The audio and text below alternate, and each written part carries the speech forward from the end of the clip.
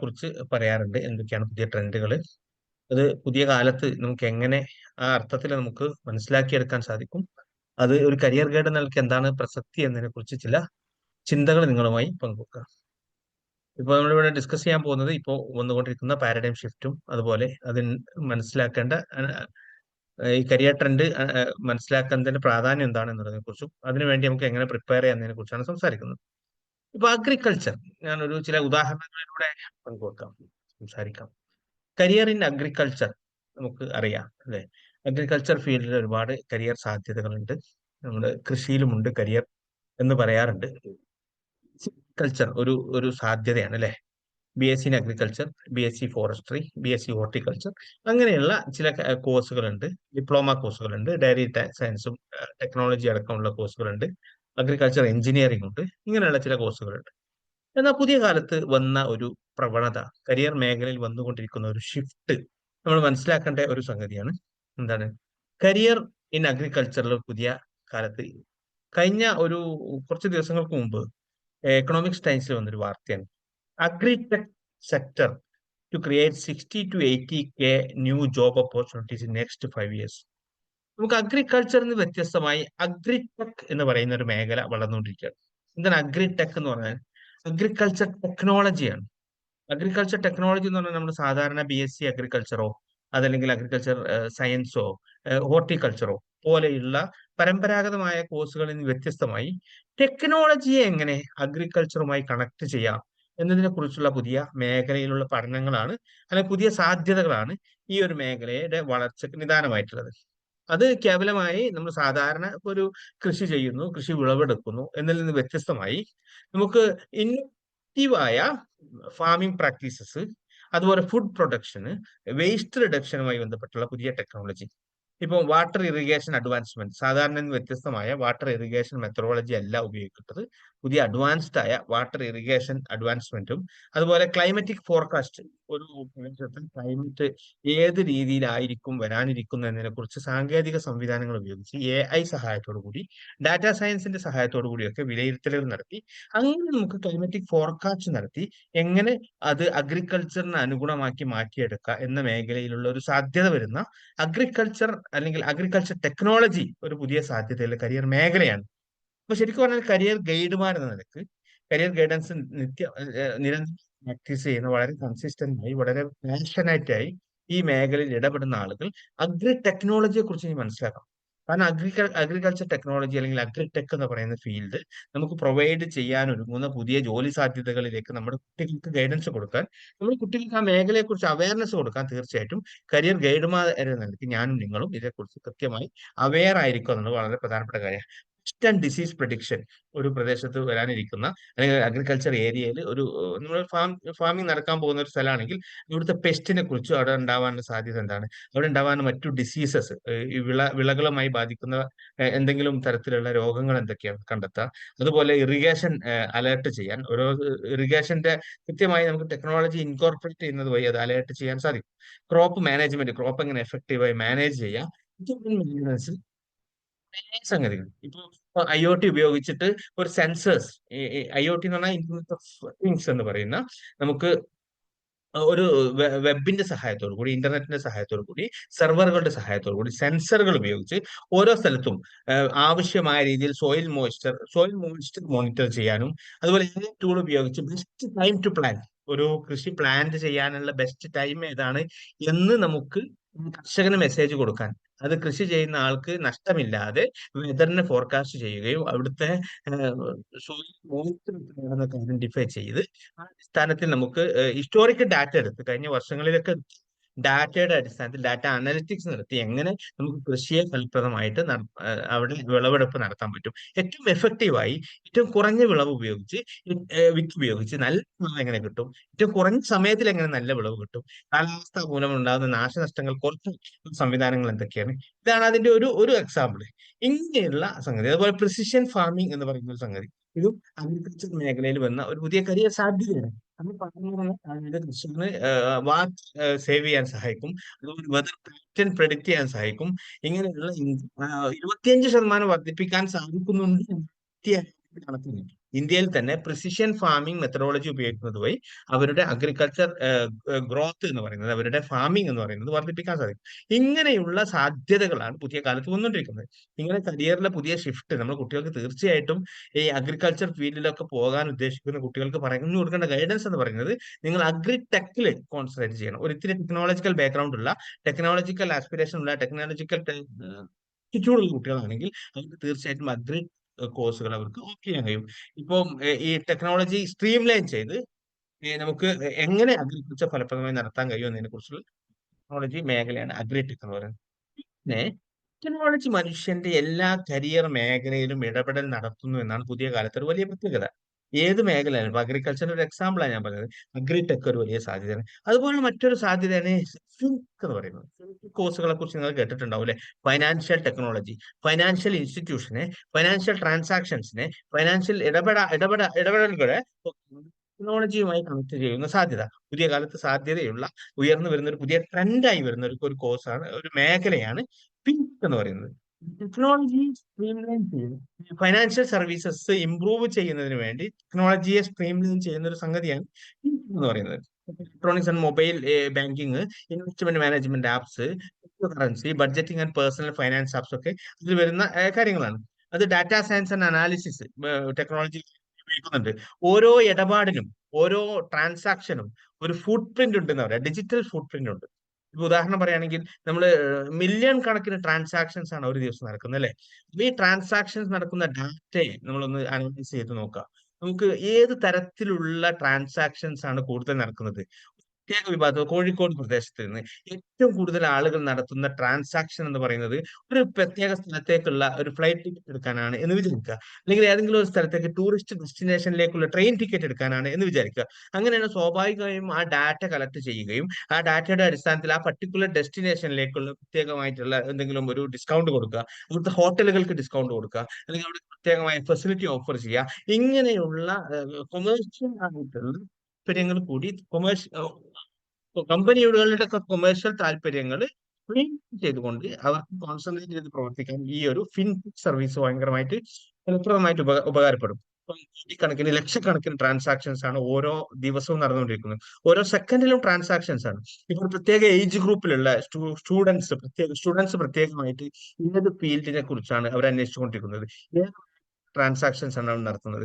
ഏതെങ്കിലും ഒരു education product purchase ചെയ്യാനാണോ, ഇതിന് ഏതെങ്കിലും സർവീസ് പർച്ചേസ് ചെയ്യാനാണോ, ഇതിന് എന്തെങ്കിലും പർട്ടിക്കുലർ ആയിട്ടുള്ള റിക്വയർമെന്റ് മീറ്റ് ചെയ്യാൻ വേണ്ടിയിട്ടാണ് ശ്രമിച്ചുകൊണ്ടിരിക്കുന്നതെങ്കിൽ അങ്ങനെയുള്ള കാര്യങ്ങളെ കുറിച്ചൊക്കെ കൃത്യമായി ഡാറ്റ അനാലിസിസ് വഴി, അനലിറ്റിക്സിന്റെ സഹായത്തോടു കൂടി, AI ടൂളുകളുടെ സഹായത്തോടു കൂടി അനലൈസ് ചെയ്യാനും ആ ഒരു പർട്ടിക്കുലർ ട്രാൻസാക്ഷൻസ് ഈസിയാക്കുക എന്നതിനൊപ്പം അത് പഠനം നടത്തി ആ മേഖലയിൽ പ്രത്യേകമായ ഡിസ്കൗണ്ട് കൊടുക്കാനോ പ്രത്യേകമായ നടത്താനോ ഒക്കെ സാധിക്കുന്ന വിധത്തിൽ ഫിൻടെക് ടെക്നോളജി വ്യാപകമായ അർത്ഥത്തിൽ സഹായിച്ചിട്ടുണ്ട് എന്നുള്ളതാണ് കാര്യം.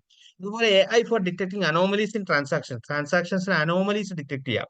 ഏതെങ്കിലും ഒരാള് ഒരു ഓൺലൈൻ ട്രാൻസാക്ഷൻ പതിവായി നടത്താത്ത ഒരാളാണ്, ഐ മീൻ സാധാരണ വ്യത്യസ്തമായി മറ്റൊരു അക്കൗണ്ടിലേക്ക് ഒരു ഹ്യൂജ് എമൗണ്ട് ട്രാൻസ്ഫർ ചെയ്തു എന്ന് വിചാരിക്കാം. അതും ലൈറ്റ് നൈറ്റിലാണ് ട്രാൻസ്ഫർ ചെയ്തത്. കോഴിക്കോട് നിന്നുള്ള ഒരാള് ഏതെങ്കിലും ഡൽഹിയിലോ ഒക്കെ ഉള്ള ഒരാൾക്ക്, ഒരു പരിചയമില്ലാത്ത മറ്റൊരു പ്രദേശത്തുള്ള ഒരാൾക്ക് ഒരു ഹ്യൂജ് എമൗണ്ട് ട്രാൻസ്ഫർ ചെയ്തു. രാത്രി ഒരു 2 മണിക്കൊക്കെ ട്രാൻസ്ഫർ ചെയ്താൽ അനോമലിയാണ് അല്ലെ? ട്രാൻസാക്ഷൻ ഒരു അനോമലിയാണ്.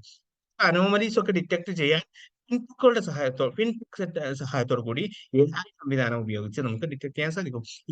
ഓപ്പറേഷനെ ഭയങ്കരമായി സഹായിക്കുമെന്നാണ് പറയുന്നത്. പിന്നെ നമുക്ക് ഈ ഫിൻടെക്കിൽ തന്നെ ഒരുപാട് കാറ്റഗറി ഉണ്ട്. ഡാറ്റാ സയൻസ് അനലിസ്റ്റ് ആവാം, എക്സ്പേർട്ടിന് ഡാറ്റാ സയൻസിൽ കോൺസെൻട്രേറ്റ് ചെയ്ത് ഫൈനാൻഷ്യൽ ഒരു ബാക്ക്ഗ്രൗണ്ട് കൂടി ഉള്ള ഒരാള്, ഒരു ബികോമോ അല്ലെങ്കിൽ BBA ഒക്കെ കഴിഞ്ഞ ഒരാളാണെങ്കിൽ അയാൾക്ക് ഒരു ഫിൻടെക് സ്പെഷ്യലൈസേഷൻ അല്ലെങ്കിൽ ഡാറ്റാ സയൻസിൽ ഒരു കോഴ്സ് ഒക്കെ പഠിച്ച് അയാൾക്ക് ഫിൻടെക് സ്പെഷ്യലിസ്റ്റ് ആവാനുള്ള അവസരമുണ്ട്. AI ആൻഡ് ML എക്സ്പെർട്ട്, ഞാൻ നേരത്തെ പറഞ്ഞു, ആർട്ടിഫിഷ്യൽ ഇന്റലിജൻസ് ആൻഡ് മെഷീൻ ലേണിംഗിൽ എക്സ്പെർട്ട് ആവാനുള്ള സാധ്യതകളുണ്ട്. പിന്നെ മറ്റൊരു മേഖല ക്വാണ്ടിറ്റേറ്റീവ് അനാലിസ്റ്റ് ആണ്. ട്രാൻസാക്ഷൻസ് അനലൈസ് ചെയ്യാനും അടിസ്ഥാനത്തിൽ ബിസിനസ് ഓപ്പറേഷൻസിന്റെ, അവരുടെ ഫൈനാൻഷ്യൽ ഇൻസ്റ്റിറ്റ്യൂഷന്റെ ഓപ്പറേഷനെ സ്ട്രീം ലൈൻ ചെയ്യാനൊക്കെ സാധിക്കും. പിന്നെ സൈബർ സെക്യൂരിറ്റി മറ്റൊരു ത്രെട്ടാണ്. ബാങ്കുകൾക്കൊക്കെ ഉണ്ടാകുന്ന സൈബർ സെക്യൂരിറ്റി, ഞാനിപ്പോൾ വിചാരിക്കും ബാങ്കുകൾക്ക് ഉണ്ടാകുന്ന സൈബർ സെക്യൂരിറ്റി ഒരു ഫൈനാൻഷ്യൽ ലോസിനെ കുറിച്ചാണ് നമ്മൾ കണക്ട് ചെയ്യുക. പക്ഷെ അതിലേറെ വലിയ പ്രശ്നമാണ് ബാങ്കുകൾക്ക് ഉണ്ടാകുന്ന ഫൈനാൻഷ്യൽ സെക്യൂരിറ്റി എന്ന് പറയുന്നത് അവരുടെ ഭാവിനെ നന്നായിട്ട് ബാധിക്കും. ഏതെങ്കിലും ബാങ്ക് ഇഷ്യൂ സംഭവിച്ചു എന്ന് പറഞ്ഞാൽ ആ ബാങ്കിന്റെ റെപ്യൂട്ടേഷൻ, ബാങ്കിന്റെ ക്രെഡിബിലിറ്റി മോശമായിട്ട് ബാധിക്കുന്ന ഒരു പ്രശ്നമുണ്ട് ഫൈനാൻഷ്യൽ ഇൻസ്റ്റിറ്റ്യൂഷന്. അതുകൊണ്ട് തന്നെ ടെക്നോളജിസ്റ്റിന് ഈ മേഖലയിലേക്ക് വലിയ സാധ്യതകളുണ്ട്. പിന്നെ പ്രോഡക്റ്റ് മാനേജർ, കമ്പനിയിലെ നല്ല പുതിയ പുതിയ പ്രോഡക്റ്റുകൾ, ഫൈനാൻഷ്യൽ ഇൻസ്റ്റിറ്റ്യൂഷൻ ഒരുപാട് ഫൈനാൻഷ്യൽ പ്രോഡക്ട്സ് ഉണ്ട്. ഈ പ്രോഡക്ട്സുകൾ മാനേജ് ചെയ്യാം. അതുപോലെ block chain and crypto currency മറ്റൊരു വിശാലമായ ഒരു മേഖലയാണ്, അതിലേക്ക് പോകുന്നില്ല. ഇങ്ങനെയുള്ള ഒരുപാട് സാധ്യതകൾ നിൽക്കുന്ന ഒരു മേഖലയാണ് ഫിൻടെക് എന്ന് പറയുന്നത്. അപ്പൊ ഫിൻടെക് മറ്റൊരു കരിയർ സാധ്യതയാണ്, പുതിയ കാലത്തെ ട്രെൻഡ് ആയിട്ടുള്ള ഒരു മേഖലയാണ്. അപ്പൊ അതുകൂടി ഈ കുറിച്ച് നമ്മൾ മനസ്സിലാക്കേണ്ടതുണ്ട്. പ്രത്യേകിച്ച് ഫൈനാൻസിലൊക്കെ താല്പര്യമുള്ള, ടെക്നോളജിയിലൊക്കെ അവഗാഹമുള്ള, ടെക്നോളജിയിൽ പാഷൻ ഒക്കെ ഉള്ള ആളുകൾക്ക് ഫിൻടെക് മേഖല എന്ന് പറയുന്നത് കാര്യമായി നമുക്ക് പരീക്ഷിക്കാവുന്ന, അല്ലെങ്കിൽ റെക്കമെൻഡ് ചെയ്യാവുന്ന, അല്ലെങ്കിൽ കൃത്യമായ അടിസ്ഥാനത്തിൽ നമുക്ക് പരിശോധിക്കാവുന്ന ചില കരിയർ സാധ്യതകളാണ്. ഒരുപാട് ഫിൻടെക് കോഴ്സുകൾ കൊടുക്കുന്ന സ്ഥാപനങ്ങളുണ്ട്.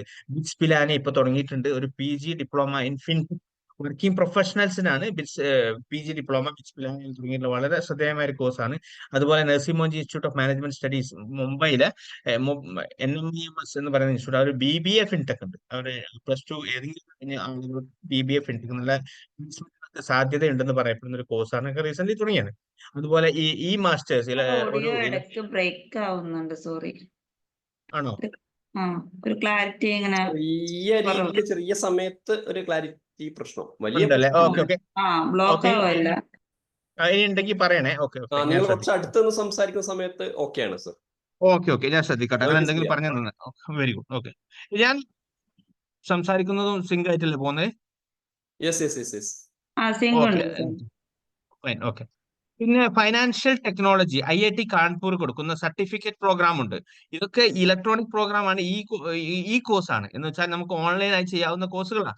ഇപ്പം ഫൈനാൻഷ്യൽ ഇൻസ്റ്റിറ്റ്യൂഷനിൽ ജോലി ചെയ്യുന്ന ആളുകളോ അങ്ങനെയുള്ള ആളുകളുണ്ടാവും, അല്ലെങ്കിൽ BCom ഒക്കെ കഴിഞ്ഞ് ഏതെങ്കിലും അക്കൗണ്ട്സ് ഫീൽഡിലൊക്കെ പുതുതായി വന്ന ആളുകളുണ്ടാവും. അവർക്കൊക്കെ നമുക്ക് ഇത്തരത്തിലുള്ള കോഴ്സുകൾ പരിചയപ്പെടുത്തി കൊടുക്കാം. നിങ്ങൾ എന്തുകൊണ്ടാണ് ഫിൻടെക് പ്രയോറിറ്റി കൊടുക്കണം, ഫിൻടെക്കിൽ നിങ്ങൾ കൂടുതൽ എക്സ്പെർട്ട് ആവണം, ആ രീതിയിലുള്ള എക്സ്പെർട്ടൈസ് നിങ്ങൾക്ക് നിങ്ങളുടെ കരിയറിനെ പൂർണ്ണമായ അർത്ഥത്തിൽ ഉപയോഗപ്പെടുത്താൻ പറ്റുമെന്നുള്ളൊരു മെസ്സേജ് അവർക്ക് കൊടുക്കാനും, അതടിസ്ഥാനത്തിൽ അവരുടെ കരിയർ ഗ്രോത്തിനെ സഹായിക്കുന്ന വിധത്തിൽ നിന്ന് മാറ്റിയെടുക്കാനും സാധിക്കുന്നതാണ് ഏറ്റവും പ്രധാനപ്പെട്ട കാര്യം. അപ്പൊ നമ്മൾ പറഞ്ഞ ഫിൻടെക് കോഴ്സുകൾ ഒരു പക്ഷേ നമ്മളൊന്ന് പരമ്പരമായ കരിയർ സങ്കല്പത്തിൽ വരാത്ത ചില കോഴ്സുകളാണ്. മുൻകാലങ്ങളിൽ നമ്മൾ കേട്ടിട്ടില്ല, വ്യാപകമായി കേട്ടിട്ടില്ല. കഴിഞ്ഞ ഒരു പതിറ്റാണ്ടായിട്ടൊക്കെ ഉള്ളൂ ഇത്തരം കോഴ്സുകളൊക്കെ ശ്രദ്ധേയമായ അടിസ്ഥാനത്തിൽ ശ്രദ്ധിക്കപ്പെടാൻ തുടങ്ങിയിട്ട്.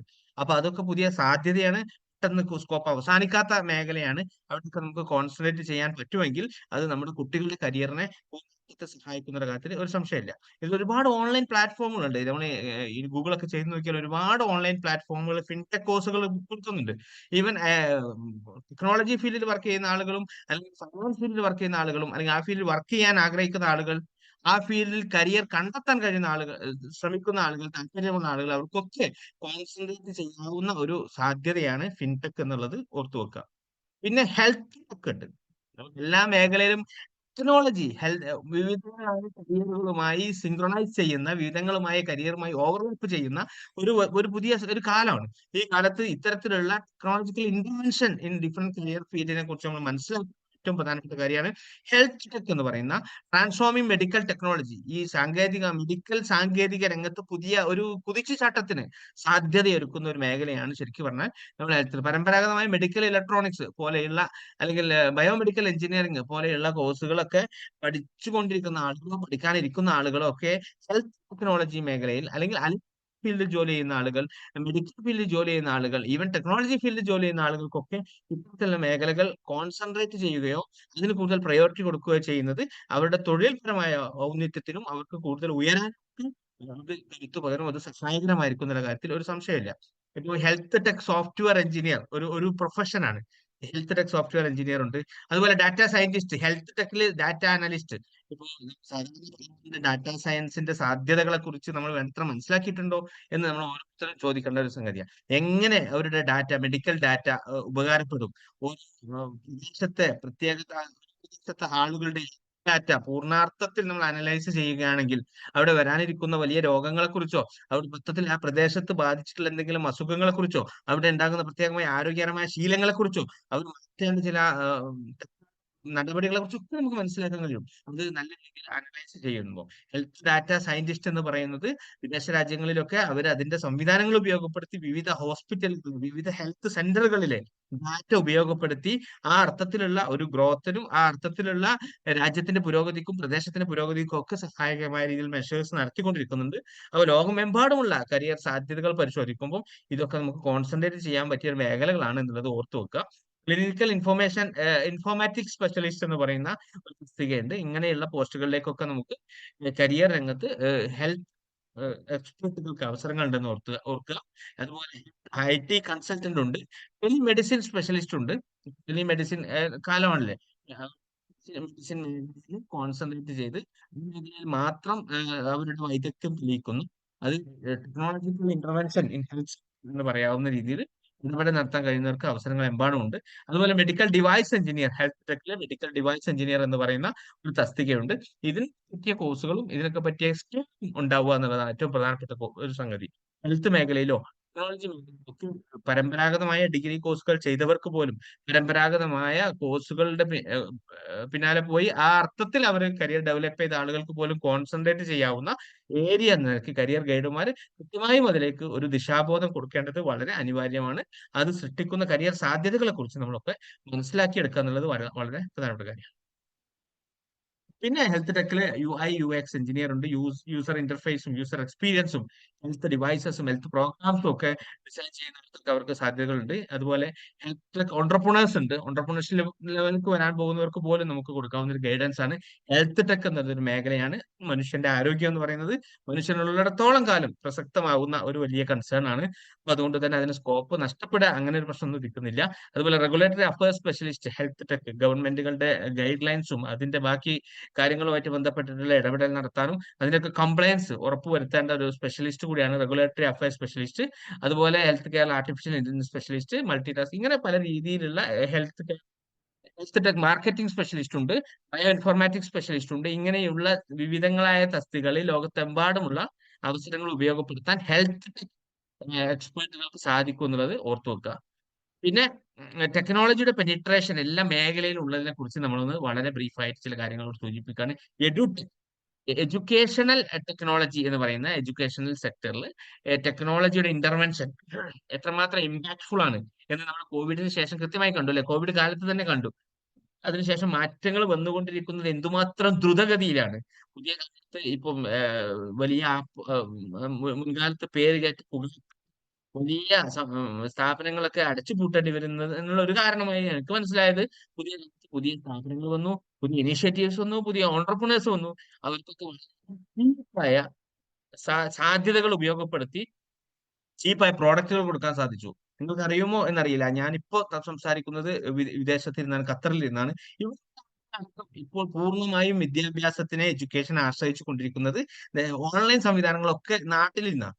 നാട്ടിലുള്ള കോച്ചിങ് സെന്ററുകളും നാട്ടിലുള്ള പ്ലാറ്റ്ഫോമുകൾ ഉപയോഗപ്പെടുത്തി ഇവരുടെ കരിയറും ഇവിടുത്തെ എഡ്യൂക്കേഷൻ, ട്യൂഷൻ, ബാക്കി സൗകര്യമൊക്കെ അതുകൊണ്ട് തന്നെ ഇവിടെ നടന്നുകൊണ്ടിരുന്ന നമ്മുടെ മിഡിൽ ഈസ്റ്റിലൊക്കെ നടന്നുകൊണ്ടിരുന്ന ആളുകൾക്ക് അവരുടെ ബാക്കിംഗ് സൈഡ് എന്ന് പറയുന്നത് ഇന്ത്യയിലേക്ക് മാറ്റുകയും ഇന്ത്യയിൽ ലോ കോസ്റ്റ് ഓപ്പറേഷൻസ് നടത്തി അതിന്റെ ഫ്രണ്ട് എൻഡ് മാത്രം ഇവിടെ വെക്കുന്ന രീതി ഉണ്ട്.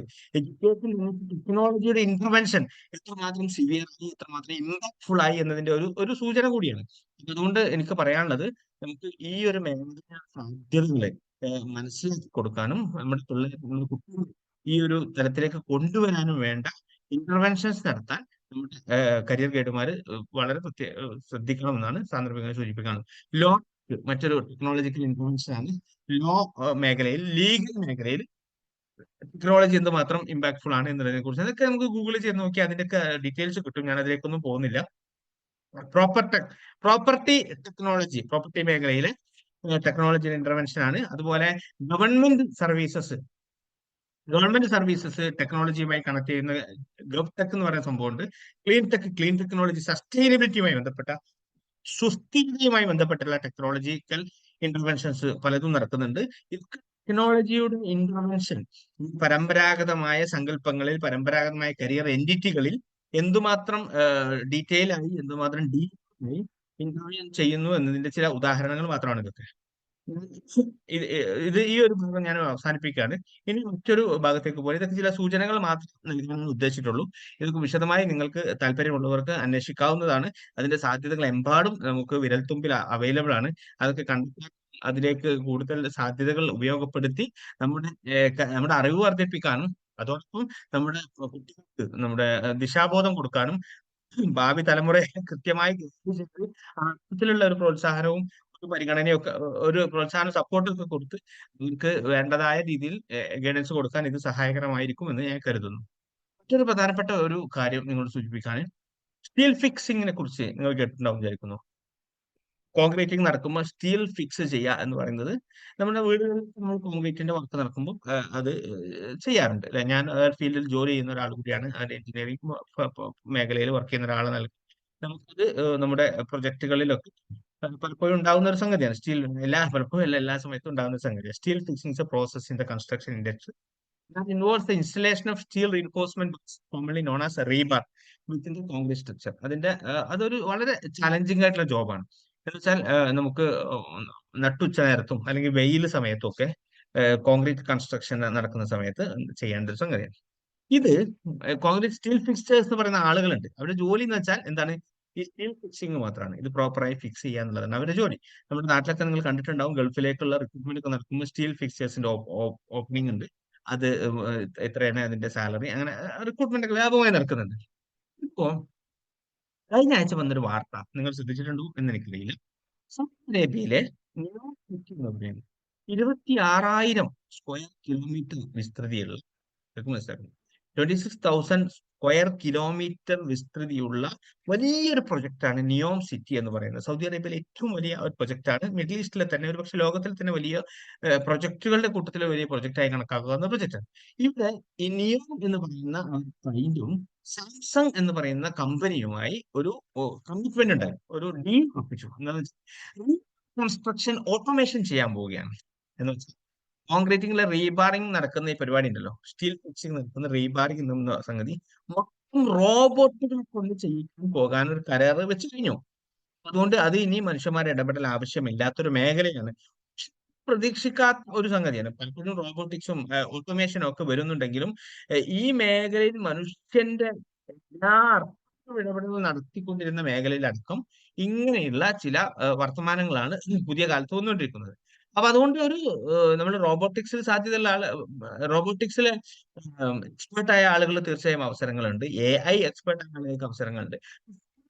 മായ തൊഴിൽ മാർക്കറ്റുകളെ പൂർണ്ണാർത്ഥത്തിൽ വിഴുങ്ങിക്കൊണ്ടിരിക്കുന്ന ഇത്തരത്തിലുള്ള പുതിയ ടെക്നോളജിയെ കുറിച്ച് നമ്മൾ മനസ്സിലാക്കുകയും അതിനെക്കുറിച്ചുള്ള സാധ്യതകളിലേക്ക് നമ്മൾ വിരൽ ചൂണ്ടുന്ന വിധത്തിലുള്ള ഗൈഡൻസ് ആളുകൾക്ക് കൊടുക്കുകയും ചെയ്യുക എന്നുള്ളത് ഏറ്റവും പ്രധാനപ്പെട്ട കാര്യമാണ്. ഇപ്പോൾ ഇനി ITI സിവിൽ കഴിഞ്ഞു എനിക്ക് സ്റ്റീൽ ഫിക്സറായി പോകാൻ ആരെങ്കിലും പ്രിഫർ ചെയ്യുന്നുണ്ടെങ്കിൽ അതൊരു നല്ല കരിയർ ഓപ്ഷൻ അല്ല എന്ന് നമ്മൾ പറയേണ്ടി വരും. കാരണം it has been replaced by robots. For sure it will be replaced within some years. അപ്പൊ അതുകൊണ്ട് നമുക്ക് മനുഷ്യന്റെ ഇടപെടൽ ആവശ്യമില്ലാത്ത മേഖലകൾ കണക്കാക്കുന്ന കൂട്ടത്തിൽ കണക്കാക്കാവുന്ന ഒരു മേഖല ഞാൻ ഒരു എക്സാമ്പിൾ പറഞ്ഞത്. 2 ദിവസം മുമ്പ് പത്രത്തിലൊരു വാർത്ത കണ്ടത് നിങ്ങളുടെ അറിവിൽ ഷെയർ ചെയ്തത് മാത്രം. ഇങ്ങനെ എല്ലാ അർത്ഥത്തിലും കരിയറുകളെ മാറിക്കൊണ്ടിരിക്കുന്ന ഒരു സമയത്ത് നമുക്ക് എങ്ങനെ ഈ പുതിയ കാലത്ത് കരിയറിന് അനുസൃതമായി നമുക്ക് സ്വയം മാറാൻ കഴിയും എന്നത് ഏറ്റവും പ്രധാനപ്പെട്ട ഒരു ചോദ്യമാണ്. ഇപ്പോൾ നമ്മൾ പരമ്പരാഗതമായ രീതികളിൽ നിന്നൊക്കെ വ്യത്യസ്തമായി കഴിഞ്ഞ കാലങ്ങളിലൊക്കെ നമ്മൾ ഉണ്ടായിരുന്ന പതിവ് സാമ്പ്രദായിക രീതികളൊക്കെ അവസാനിക്കാൻ പോവുകയാണ്. എന്ന് വെച്ചാൽ നമ്മൾ ഒരു കരിയറിൽ പ്രവേശിക്കുന്നു, ജീവിതകാലം മുഴുവൻ ആ കരിയറിൽ തുടരുന്നു. 55 വയസ്സാകുമ്പോൾ, 56 വയസ്സാകുമ്പോൾ, 60 വയസ്സാകുമ്പോൾ നമ്മൾ റിട്ടയർ ചെയ്യുന്നു. പിന്നെ റിട്ടയർമെന്റ് ജീവിതം, പെൻഷനൊക്കെ വാങ്ങി ജീവിക്കുന്നു എന്നുള്ള സാഹചര്യങ്ങൾക്ക് വ്യത്യസ്തമായി ലോകത്തെമ്പാടും വന്ന മാറ്റങ്ങൾ നമ്മൾ ഓരോരുത്തരും മനസ്സിലാക്കേണ്ടതുണ്ട്. അതിനുകൂടി നമ്മൾ മാനസികമായി തയ്യാറാവുക എന്നുള്ളത് വളരെ പ്രധാനമാണ്. നമ്മൾ ഓരോരുത്തരും തയ്യാറാവുക എന്നതിനർത്ഥം നമ്മളെ ബാധിക്കുന്നു എന്ന അർത്ഥത്തിലല്ല, നമുക്ക് ആ അർത്ഥത്തിലുള്ള ഒരു ഗൈഡൻസ് നമ്മുടെ കുട്ടികൾക്ക് കൊടുക്കാൻ സാധിക്കുകയും ആ അടിസ്ഥാനത്തിലുള്ള ഒരു ഡെവലപ്മെന്റും ആ അടിസ്ഥാനത്തിലുള്ള ഒരു ദിശാബോധം അവർക്ക് പകർന്നു കൊടുക്കാൻ പറ്റുകയും ചെയ്യുമ്പോഴാണ് നമ്മുടെ യഥാർത്ഥത്തിലൊരു റിയലിസ്റ്റിക് കരിയർ ഗൈഡന്മാരാവുന്നത് എന്നാണ് എൻ്റെ ഒരു തോന്നല്. നമ്മൾ കുറെ ഇൻഫർമേഷൻ പ്രൊവൈഡ് ചെയ്യേണ്ട ആളുകളല്ല. ഒരുപാട് അറിവുകൾ ഇപ്പം BSc കമ്പ്യൂട്ടർ സയൻസ് പഠിക്കാൻ കേരളത്തിൽ ഏതൊക്കെ കോളേജുകൾ ഉണ്ട് എന്ന് ചോദിച്ചാൽ ഇത് പറഞ്ഞു കൊടുക്കേണ്ട ആളുകൾ മാത്രമല്ല നമ്മൾ എന്നാണ് ഞാൻ മനസ്സിലാക്കുന്നത്. അതുപോലെ മെക്കാനിക്കൽ എഞ്ചിനീയറിംഗ് ഏതൊക്കെ കോളേജിൽ കേരളത്തിൽ പഠിക്കാൻ കഴിയും എന്നത് പരിശോധിക്കാനും എന്നത് പറഞ്ഞു കൊടുക്കാനും നമ്മൾ മെനക്കെടേണ്ട കാര്യമില്ല. അതൊക്കെ കണ്ടെത്താൻ ഇപ്പൊ ഒരുപാട് സംവിധാനങ്ങളുണ്ട്. ഏറ്റവും നല്ല രീതിയിൽ അത് കണ്ടെത്താൻ കഴിയുന്ന ഒരു സാഹചര്യം ഇപ്പോൾ ഉണ്ട്. പക്ഷെ അതല്ല യഥാർത്ഥത്തിൽ ഒരു കരിയർ ഗൈഡിന്റെ റോളും റെസ്പോൺസിബിലിറ്റിയും.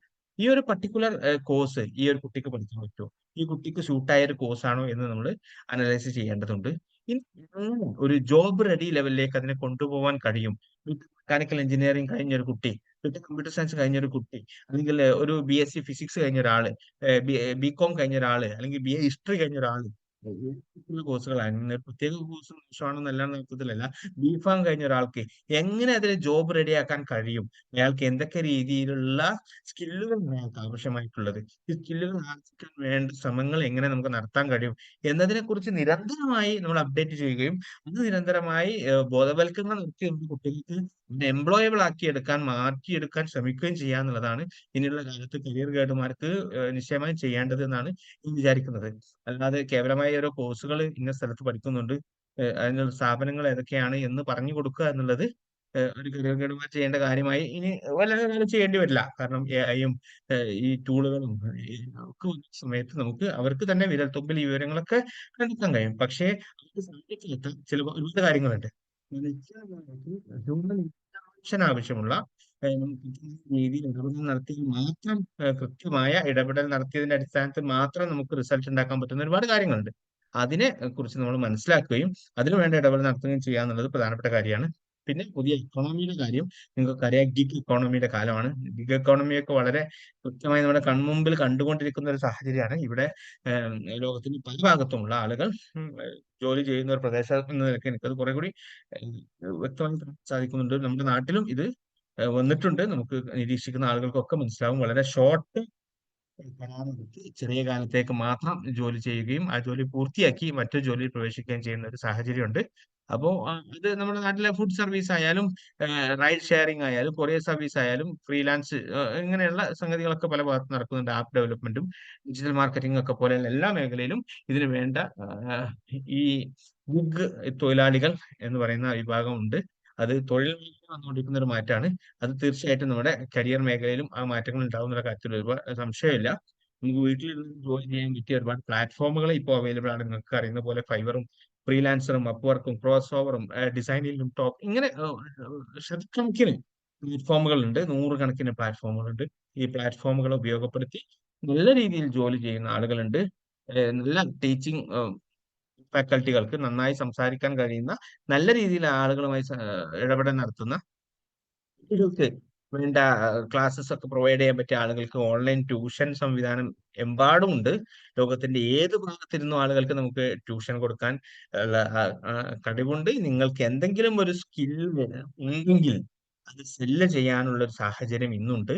അത് വളരെ പ്രധാനപ്പെട്ട കാര്യമാണ്. നമ്മൾ പണ്ടത്തെ വ്യത്യസ്തമായി എനിക്ക് വീട് വിട്ട് പോകാൻ കഴിയില്ല, എനിക്ക് ദൂര സ്ഥലത്ത് പോയി ജോലി ചെയ്യാൻ കഴിയില്ല എന്നുള്ള വാദമുഖങ്ങൾക്കൊക്കെ പ്രസക്തിയുമില്ലാത്ത വിധത്തിൽ നമ്മുടെ കയ്യിലുള്ള സ്കില്ല് മാർക്കറ്റ് ചെയ്യാനും അത് സെല്ല് ചെയ്യാനും അത് നമുക്ക് പ്രോഫിറ്റബിൾ ആക്കി മാറ്റാനും അത് നല്ലൊരു ഏർണിംഗ് ഇൻകം ആക്കി മാറ്റാനും കഴിയുന്ന തരത്തിലുള്ള സംവിധാനങ്ങൾ എമ്പാടും ലോകത്തെമ്പാടും യഥേഷ്ടമുണ്ട്. അത് നിരന്തരം ാണ്. അപ്പൊ അതുകൊണ്ട് തന്നെ ഈ എഡ്യൂടെക് എന്ന് പറയുന്ന ടെക്നോളജിയുടെ ഇന്റർവെൻഷൻ വിദ്യാഭ്യാസ രംഗത്ത് വന്നുകൊണ്ടിരിക്കുന്നതിനെ നമുക്ക് നല്ല രീതിയിൽ ക്യാപിറ്റലൈസ് ചെയ്യാനും നല്ല രീതിയിൽ മാർക്കറ്റ് ചെയ്യാനും പറ്റുമെങ്കിൽ അതൊരു വലിയ സാധ്യതയായിട്ട് ഉയരും എന്നുള്ള കാര്യത്തിൽ സംശയമില്ല. ഇങ്ങനെയുള്ള കരിയർ സാധ്യതകളുണ്ട്. പണ്ടൊക്കെ പറയും, ചില കുട്ടികളൊക്കെ പറയും, എനിക്ക് വീട്ടിൽ നിന്ന് പോകാൻ കഴിയില്ല, ജോലി ചെയ്യാൻ ബുദ്ധിമുട്ടാണ്, അതുകൊണ്ട് ഞാൻ ജോലി ചെയ്യാതിരിക്കുകയാണ് എന്ന് പറയുന്നത് ഒരു കാര്യമാണ്. ഇപ്പൊ ഈ BSc കമ്പ്യൂട്ടർ സയൻസും BTech കമ്പ്യൂട്ടർ സയൻസും സോഫ്റ്റ്വെയറിലൊക്കെ വർക്ക് ചെയ്യുന്ന ആളുകൾ, ജോലി ചെയ്യുന്ന ആളുകൾ, പഠിച്ചുകൊണ്ടിരിക്കുന്ന ആളുകൾ, അവര് 4 വർഷത്തെ കോഴ്സ് പഠിക്കുന്നതോടൊപ്പം തന്നെ 4 വർഷത്തെ എക്സ്പീരിയൻസ് പോലും കിട്ടുന്ന ഒരു സാഹചര്യമുണ്ട്. 4 വർഷം അവർക്ക് ജോലി ചെയ്ത് അതോടൊപ്പം തന്നെ 4 വർഷത്തെ എക്സ്പീരിയൻസും എന്ന് വെച്ചാൽ അവർ ഇങ്ങനെയുള്ള വീട്ടിൽ നിന്ന് വർക്ക് ചെയ്യാൻ പറ്റിയ മേഖലയിലൊക്കെ വർക്ക് ചെയ്യുകയും അങ്ങനെയുള്ള സംഗതികളൊക്കെ നടത്തുകയും ചെയ്യുന്ന ഒരുപാട് സൗകര്യങ്ങളുണ്ട്. നല്ല ഫ്ലെക്സിബിൾ ആണ്, ഇൻഡിപെൻഡന്റ് വർക്ക് ചെയ്യാൻ പറ്റും, ഇൻക്രീസ്ഡ് ഏർണിംഗ് പൊട്ടൻഷ്യൽ ഉണ്ട്, നമുക്ക് ഒന്നല്ലെങ്കിൽ മറ്റൊരു സ്ഥലത്ത് ജോലി ചെയ്യാനുള്ള അവസരങ്ങളൊക്കെ ഉണ്ട്. അപ്പോൾ ഞാൻ അതിലേക്കൊന്നും വിശദമായി പോകുന്നില്ല. അതൊക്കെ ആവശ്യമുണ്ടെങ്കിൽ നമുക്ക് വീണ്ടും വിശദീകരിക്കാം. പിന്നെ കൺവേർജൻസ് ഓഫ് കരിയർ നമ്മൾ മുമ്പൊരിക്കൽ വിശദീകരിച്ചാണ്. ഞാനത് ഇപ്പൊ ആവശ്യമുണ്ടെങ്കിൽ പറയാം. വിവിധങ്ങളായ കരിയറുകൾ ഒറ്റ കരിയറായി ഒന്നായി പോകുന്ന ഒരു സാഹചര്യമുണ്ട്. ഒരു എഞ്ചിനീയറിംഗ് മേഖലയിൽ ജോലി ചെയ്യുന്ന ആൾക്ക് തന്നെ ഫൈനാൻസും കൊമേഴ്സും അതുപോലെ IT-യും അക്കൗണ്ടൻസിയും ഒക്കെ അറിയേണ്ടുന്ന ഒരു സാഹചര്യം. അയാൾ എല്ലാ മേഖലയെക്കുറിച്ചും എല്ലാ കാര്യങ്ങളെക്കുറിച്ചും വളരെ പ്രാഥമികമായ ചില കാര്യങ്ങളെങ്കിലും അറിഞ്ഞിരിക്കുകയും അത് അയാളുടെ കരിയറിനെ മാറ്റിയെടുക്കുകയും ചെയ്യുന്ന രീതിയിലുള്ള വലിയ മാറ്റങ്ങൾ ലോകത്തെമ്പാടും വന്നുകൊണ്ടിരിക്കുന്നുണ്ട് എന്നുള്ളത് ഒന്ന് മനസ്സിലാക്കി വെക്കുക. അപ്പൊ ഇതിലേക്ക് വേണ്ട മാറ്റങ്ങൾ നമ്മുടെ കുട്ടികൾക്ക് ഉണ്ടാക്കിയെടുക്കാൻ വേണ്ട ശ്രമങ്ങൾ എന്ന് പറഞ്ഞാൽ ഓൺലൈൻ പ്രസൻസ് ഉണ്ടാവുക എന്നുള്ളത് വളരെ പ്രധാനപ്പെട്ട ഒരു ഗൈഡൻസ് ആയി മാറേണ്ടതുണ്ട്. നമ്മൾ പണ്ടത്തെ പോലെ ഏതെങ്കിലും ആളുകൾ ജോലിക്ക് വേണ്ടി ചെയ്യുകയും ആ ജോബ് അതിന് വേണ്ടി അപ്ലൈ ചെയ്യുകയും കുറെ CV കൊടുത്ത് ആ CV-യിൽ നിന്ന് നല്ല CV തിരഞ്ഞെടുക്കുകയും അങ്ങനെ ഇന്റർവ്യൂവിന് വിളിക്കുകയും ചെയ്യുന്ന സമ്പ്രദായം ഉണ്ട്. പക്ഷെ അതിലൊക്കെ അപ്പുറം ഓൺലൈൻ പ്രസൻസ് നന്നായുള്ള ആളുകൾക്ക് നല്ല രീതിയിൽ ജോബ് മാർക്കറ്റിൽ പുതിയ സാധ്യതകൾ കണ്ടെത്താൻ കഴിയുന്ന ഒരു സാഹചര്യമുണ്ട്. ഇപ്പോ പോലെയുള്ള പ്ലാറ്റ്ഫോമുകൾ നമ്മുടെ കുട്ടികൾക്ക് 10 ക്ലാസ് +2 ഒക്കെ കഴിഞ്ഞ ഉടൻ തന്നെ അതിൽ വളരെ സജീവമായി ഇൻവോൾവ് ചെയ്യേണ്ടതുണ്ട്. ലിങ്ക്ഡിൻ എന്ന് പറയുന്ന പ്ലാറ്റ്ഫോമിനെ എങ്ങനെ എഫക്റ്റീവായി ഉപയോഗപ്പെടുത്തി എങ്ങനെ എഫക്റ്റീവായി ജോബിന് വേണ്ടി അത് മാറ്റിയെടുക്കാന്നതിനെ കുറിച്ച് നൂറുകണക്കിന് ഉദാഹരണങ്ങൾ നമുക്ക് കാണാൻ കഴിയും. ഓരോ ജോലിയിൽ നിന്ന് മറ്റൊരു ജോലിയിലേക്ക് മാറുന്നത് അവരുടെ ലിങ്ക്ഡിൻ പ്രൊഫൈലിൽ അവർ കൃത്യമായി എൻഗേജ് ചെയ്യുന്നുണ്ടാണ്. എൻഗേജ് ചെയ്യുക എന്ന് പറഞ്ഞാൽ ലിങ്ക്ഡിൻ ജോബ് കാണുമ്പോൾ അപ്ലൈ ചെയ്യുക എന്നുള്ളതല്ല. റെഗുലർ ബേസിസ് നമ്മൾ ഇൻസ്റ്റഗ്രാമിലും ഫേസ്ബുക്കിലും സ്നാപ്ചാറ്റിലും വാട്സാപ്പിലും ഒക്കെ സമയം ചെലവഴിക്കുന്നത് പോലെ ദിവസം ഒരു ഫിക്സ്ഡ് മിനിറ്റ്സ് 30 മിനിറ്റ്സ് ഒരു ഹാഫ് ആൻ അവർ അങ്ങനെ ഒരു അരമണിക്കൂറോ 45 മിനിറ്റോ ഒക്കെ എല്ലാ ദിവസവും ലിങ്ക്ഡിനിൽ നമ്മൾ കൃത്യമായി ഇടപെടൽ നടത്തുകയും അതിലെ ഗ്രൂപ്പുകളിൽ ഭാഗമാവുക, കമന്റ് ചെയ്യുക, ഷെയർ ചെയ്യുക, ലൈക്ക് ചെയ്യുക, എന്തെങ്കിലും റിമാർക്സ് നടത്തുക, അങ്ങനെയൊക്കെ സോഷ്യൽ മീഡിയ നെറ്റ്വർക്കുകളിൽ വളരെ സജീവമായ ആളുകൾക്കാണ് ഓൺലൈൻ പ്രസൻസ് കൂടുതലുണ്ടെന്ന് പറയാം. അങ്ങനെയുള്ള ആളുകൾക്കാണ് സ്വാഭാവികമായും പുതിയ സാധ്യതകൾ കണ്ടെത്തുക. ഇപ്പൊ ലിങ്ക്ഡിന്റെ ഒരു അൽഗോരിതം തന്നെ സെറ്റ് ചെയ്തിട്ടുള്ളത് അതിൽ നമുക്ക് എത്ര ഡീപ്പായിട്ട് ഇൻവോൾവ് ചെയ്യുന്നു അത്രയും കൂടുതൽ നമുക്ക് അതിൽ ജോബ് നോട്ടിഫിക്കേഷൻസും ജോബ് പോപ്പപ്സും നെറ്റ്വർക്കിലെ കണക്ഷൻ സാധ്യതകളൊക്കെ ഉയർന്നു വരുമെന്നുള്ളതാണ് പറയുന്നത്. ഒരു പ്രധാനപ്പെട്ട കാര്യമാണ്. പിന്നെ പ്രൊഫഷണൽ അസോസിയേഷൻസിന്റെ ഭാഗമാവാൻ നമ്മൾ കൃത്യമായിട്ട് നമ്മുടെ കുട്ടികൾക്ക് ഗൈഡൻസ് കൊടുക്കണം. പ്രത്യേകിച്ച് കോളേജിലൊക്കെ പഠിക്കുന്ന കുട്ടികളാണ്, അവർക്ക് ഒരുപാട് ഓർഗനൈസേഷൻസ് ഉണ്ട്. എഞ്ചിനീയറിംഗ് സ്റ്റുഡൻസ് ആണെങ്കിൽ IST ഒരു ഓർഗനൈസേഷൻ ആണ്, IEEE ഒരു ഓർഗനൈസേഷൻ ആണ്, കമ്പ്യൂട്ടർ സൊസൈറ്റി ഓഫ് ഇന്ത്യ, അങ്ങനെ പല രീതിയിലുള്ള ഓർഗനൈസേഷൻസ് ഉണ്ട്. ഈ ഓർഗനൈസേഷൻസിലൊക്കെ പങ്കെടുക്കുകയും അതിന്റെ ഭാഗമായി നെറ്റ്വർക്ക് ഭാഗമാവുകയും ചെയ്യാൻ പറ്റുക എന്ന് പറഞ്ഞാൽ വലിയ ഒരു സാധ്യതയാണ്. സമയമാകുമ്പോൾ പറയണേ അസ്കർ മാഷെ കുറച്ച് കാര്യങ്ങൾ പറയാനുണ്ട്. സാർ തുടരാം സാർ. നോക്കാം.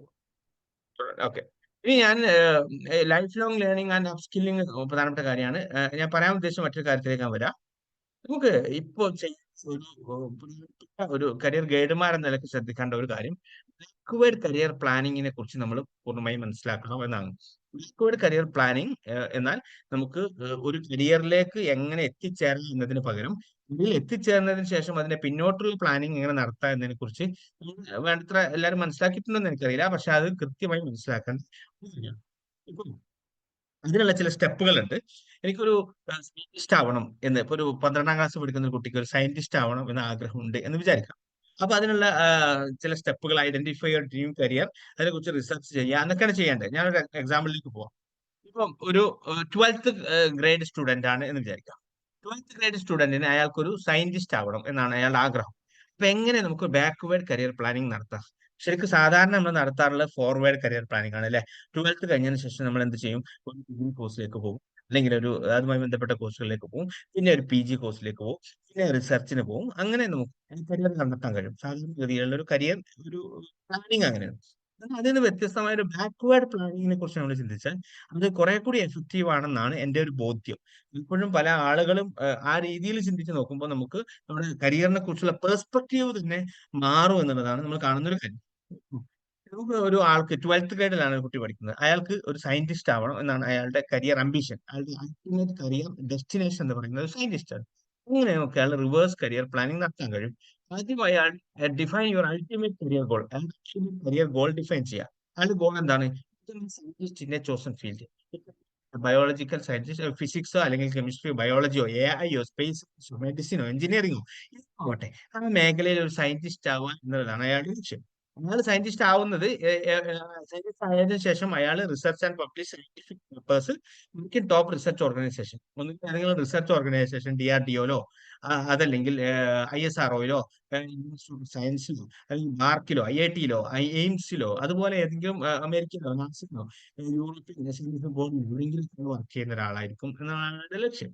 അപ്പോൾ മെഡിസിനിലോ ടെക്നോളജിയിലോ സ്പേസിലോ മറ്റ് ഫീൽഡിലോ ഒക്കെയുള്ള ഡിസ്കവറീസിൽ കോൺട്രിബ്യൂട്ട് ചെയ്യുന്ന ഒരാളായിരിക്കണം എന്നാണ് അയാളുടെ ടാർഗറ്റ്. ക്ലിയർ ആണല്ലോ?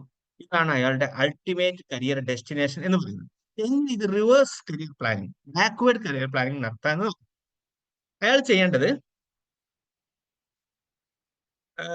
Backward work backward through career.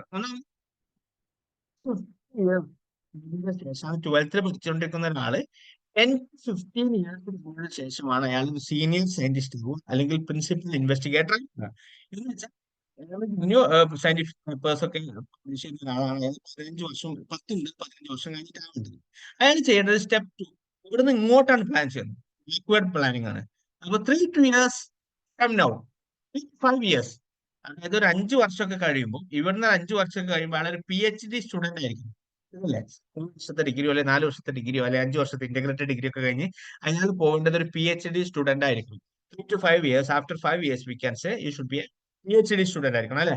ആ സമയത്ത് അയാൾ ചെയ്യേണ്ടത് എന്താണ്?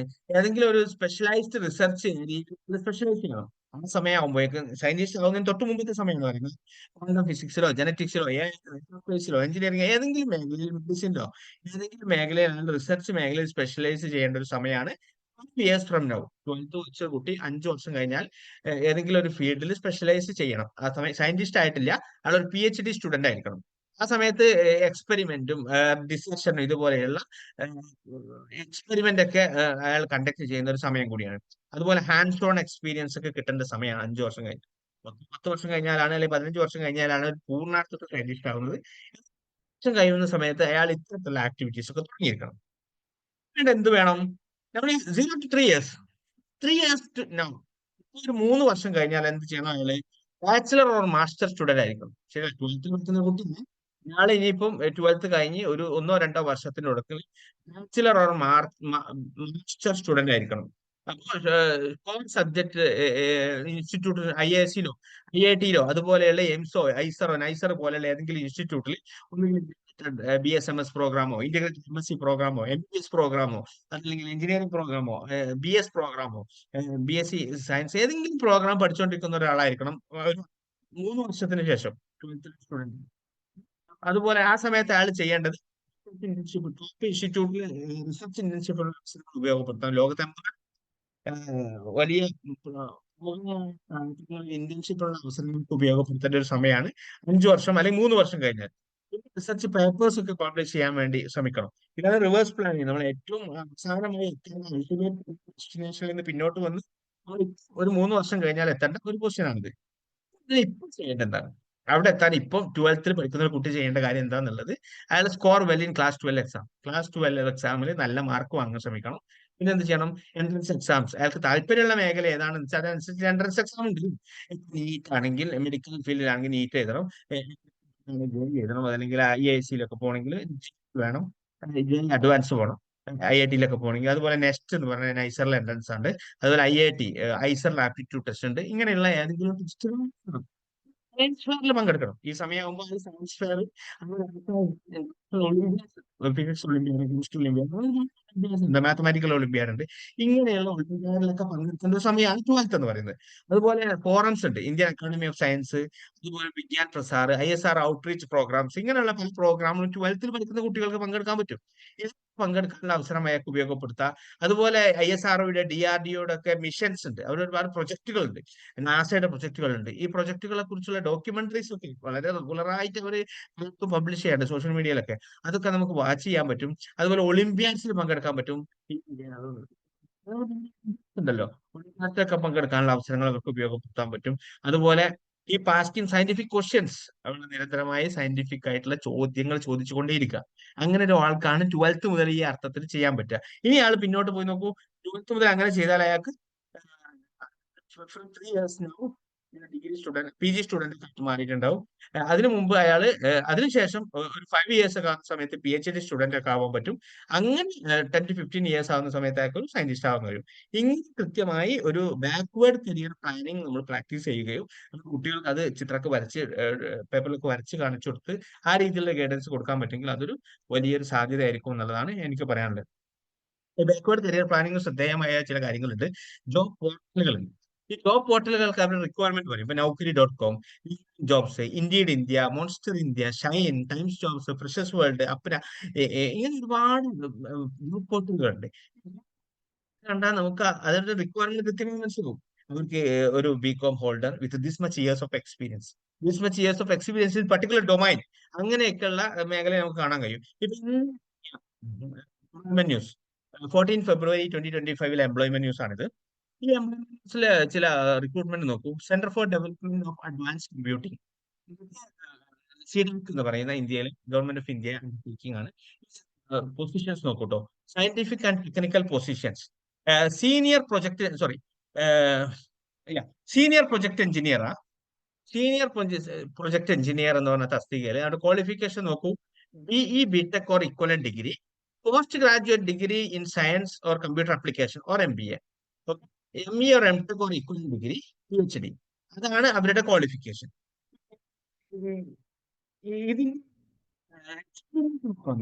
ഈ നോൺ പൊസിഷൻ ഇത് നമുക്ക് ശരിക്കും ഇങ്ങനെ ഒരു നമ്മൾ കണ്ടെത്താണെങ്കിൽ, ഇപ്പോ എനിക്ക് സയന്റിസ്റ്റ്, CDAC സയന്റിസ്റ്റ് ആവണം, സയന്റിഫിക് പൊസിഷൻസ് എത്തണമെങ്കിൽ നമുക്ക് കൃത്യമായി റിവേഴ്സ് പ്ലാനിങ്, ബാക്ക്വേർഡ് പ്ലാനിങ് ചെയ്യാൻ പറ്റിയ ഒരു ട്രാക്ക് ഇവിടെ ക്ലിയർ ആണ്. നമുക്ക് ഓരോ മേഖലയിൽ എത്തിച്ചേരുന്നതിന് മുമ്പ് ഏത് പൊസിഷനിൽ എത്തണം, അതിന് വേണ്ട എക്സ്പീരിയൻസ് എന്താണ്, എക്സ്പെർട്ടൈസ് എന്താണ്, നമുക്ക് ക്വാളിഫിക്കേഷൻ എന്താണെന്ന് മനസ്സിലാവും. ഇത് നോക്കൂ, നോൺ ടെക്നിക്കൽ പൊസിഷനിൽ പ്രൊജക്ട് സപ്പോർട്ട് സ്റ്റാഫ്, അതിന് വേണ്ട അവരുടെ എക്സ്പീരിയൻസ് പറയുന്നത് നോക്കൂ. ഗ്രാജുവേറ്റ് വിത്ത് അറ്റ്ലീസ്റ്റ് 50% മാർക്ക്, പോസ്റ്റ് ഗ്രാജുവേറ്റ് അല്ലെങ്കിൽ CS 2 years MBA post graduate in relevant field of professional qualification. ഇങ്ങനെയുള്ള അവരുടെ റിക്വയർമെന്റ് കൃത്യമായി നമുക്ക് മനസ്സിലാക്കാൻ പറ്റുമെങ്കിൽ, support staff minimum 0 to 3 years of experience based on educational qualification. 3 years ഒരു എക്സ്പീരിയൻസ് ഉള്ള, അപ്പൊ അതുകൊണ്ട് നമുക്ക് ഒരു പൊസിഷൻ എത്തണമെങ്കിൽ 0 to 3 years എക്സ്പീരിയൻസ് വേണം നമുക്ക് മനസ്സിലായി. അപ്പൊ ഡിഗ്രി കഴിഞ്ഞതിന് ശേഷം ആ ഫീൽഡിലേക്ക് പോവാം. മനസ്സിലാവുന്ന ഒരു എക്സാമ്പിൾ പറയാം. ഇപ്പൊ ഒരു പൊസിഷൻ നോക്കൂ, ഇതിപ്പോ ലിങ്ക്ഡിനിൽ കണ്ടതാണ്. ഒരു പൊസിഷനിൽ അവർക്ക് വേണ്ട requirement minimum 4 years in project management role with responsibility for the performance of contract, preferably with retrofit experience in ESCO or industry experience. അപ്പോൾ ഒരു ആൾക്ക് അയാളുടെ ക്വാളിഫിക്കേഷന് ശേഷം വേണ്ട യോഗ്യതകളെ കുറിച്ച്, എക്സ്പീരിയൻസിനെ കുറിച്ച് ഒരു ജോബ് ഡിസ്ക്രിപ്ഷൻ വന്നതാണ്. ഇങ്ങനെ ജോബ് ഡിസ്ക്രിപ്ഷൻ കണ്ടാൽ നമുക്ക് ഏറെക്കുറെ നമുക്ക് റിവേഴ്സ് പ്ലാനിങ് എങ്ങനെ ചെയ്യണം എന്നുള്ളത്, ബാക്ക്വേർഡ് പ്ലാനിങ് എങ്ങനെ ചെയ്യണം എന്നുള്ളത് മനസ്സിലാവുമെന്ന് സൂചിപ്പിക്കാനാണ് ഈ ഒരു എക്സാമ്പിൾ പറഞ്ഞത്.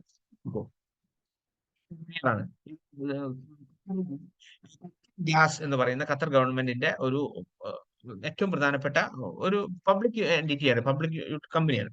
ഇവിടെ സ്ട്രക്ചറൽ എഞ്ചിനീയർ റിക്വയർമെന്റ്, സ്ട്രക്ചറൽ എഞ്ചിനീയറിന്റെ റെസ്പോൺസിബിലിറ്റി അവർ പറഞ്ഞു. അതിന് റിക്വയർഡ് എക്സ്പീരിയൻസ് നോക്കും. Minimum 7 years of oil and gas industry experience, 4 years in FE&C projects, recognized expertise in civil and structural engineering, strong civil and structural design skills. അതിന്റെ education qualification എന്ന് പറഞ്ഞാൽ BSc or higher degree in engineering. BSc എന്ന് പറഞ്ഞാൽ BTech same ആണ്. അപ്പൊ engineering ഡിഗ്രിക്ക് ശേഷം അയാൾക്ക് വേണ്ടത് 7 years of oil and gas industry experience ആണ്. അപ്പൊ നമ്മൾ മനസ്സിലാക്കേണ്ടത്, ഖത്തർ പോലെയുള്ള ഒരു രാജ്യത്ത് ഖത്തർ ഗവൺമെന്റിന് ഖത്തർ ഗ്യാസിൽ സിവിൽ എഞ്ചിനീയർ ആയി ജോലി ചെയ്യാൻ ആഗ്രഹിക്കുന്ന ഒരാൾ ചെയ്യേണ്ടത്, സിവിൽ എഞ്ചിനീയറിംഗിന് ശേഷം അയാൾ ഓയിൽ ആൻഡ് ഗ്യാസ് ഇൻഡസ്ട്രിയിൽ 7 years എക്സ്പീരിയൻസ് ഉള്ള ഒരാളാണെങ്കിൽ അയാൾക്ക് കൃത്യമായിട്ട് ആ മേഖല കണ്ടെത്താൻ കഴിയും. അപ്പൊ അതുകൊണ്ട് ഇങ്ങനെയുള്ള സാധ്യതകൾ നമ്മൾ ഐഡന്റിഫൈ ചെയ്യുക എന്നുള്ളതാണ് ഏറ്റവും പ്രധാനപ്പെട്ട ഒരു കാര്യം. അത് മനസ്സിലാക്കാനാണ് നേരത്തെ പറഞ്ഞ ജോബ് പോർട്ടലുകൾ ലിങ്ക്ഡിൻ പോലെയുള്ള പോർട്ടലുകൾ, ഇൻഡീഡ് ഇന്ത്യ പോലെ, monster India, Shine, Times jobs, ഇങ്ങനെ ഒരുപാട് പോർട്ടലുകളുണ്ട്.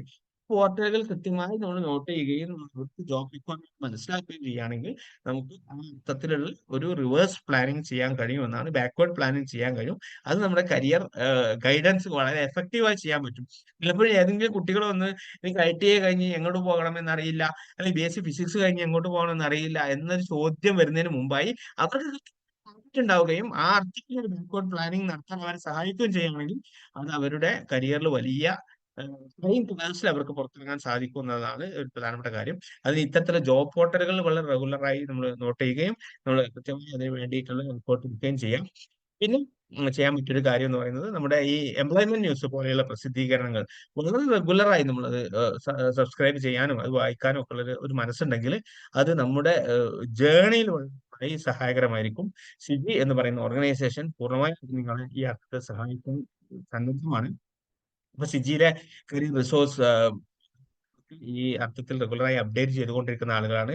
നിങ്ങളൊക്കെ ഇതിന്റെ ഭാഗമായി നമ്മുടെ കമ്മ്യൂണിറ്റി സെർവ് ചെയ്യാനും അല്ലെങ്കിൽ അത് നമ്മുടെ ഭാവിയിലുള്ള കുട്ടികൾക്ക് പുറത്തിറങ്ങുന്ന വിവിധ കോഴ്സുകളൊക്കെ പഠിച്ചിറങ്ങുന്ന കുട്ടികൾക്ക് പൂർണ്ണമായും അർത്ഥത്തിൽ സപ്പോർട്ട് ചെയ്യാനും സിജിയോടൊപ്പമുള്ള യാത്രയിൽ നിങ്ങൾക്ക് ഉണ്ടാവണം എന്നാണ് ഞങ്ങൾ ആഗ്രഹിക്കുന്നത്. അങ്ങനെ ഉണ്ടാവുമ്പോൾ മാത്രമാണ് നമുക്ക് നോ ഷുഡ് ബി അൺഗൈഡഡ്, ആരും ഗൈഡൻസ് കിട്ടാത്തവരായി ഉണ്ടാവാൻ പാടില്ല. എല്ലാവർക്കും ഗൈഡൻസ് കൊടുക്കുക. ഇത് വലിയൊരു കമ്മ്യൂണിറ്റി സർവീസ് ആണ്. നമ്മുടെ ജീവിതം നമുക്ക് അടയാളപ്പെടുത്താൻ പറ്റിയ ഒരു വലിയൊരു ഒരു മാർഗം കൂടിയാണ്. നമ്മൾ ഇവിടെ ഒന്ന് എത്ര ജീവിച്ചു എന്നതിൽ വലിയ പ്രസക്തി ഇല്ല, പക്ഷെ എന്തൊക്കെ നമ്മൾ ജീവിതത്തിൽ ചെയ്തു എന്നുള്ളത് വളരെ പ്രസക്തമായ കാര്യമാണ്.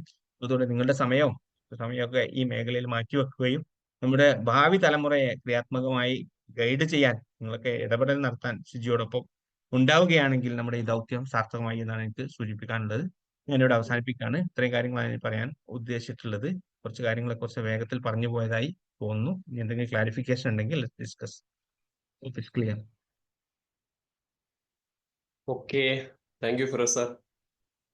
വളരെ കുറഞ്ഞ സമയത്തിനുള്ളിൽ ലളിതവും അതേസമയം കോംപ്രഹെൻസീവായി കാര്യങ്ങളൊക്കെ സൂചിപ്പിച്ചിട്ടുണ്ട്.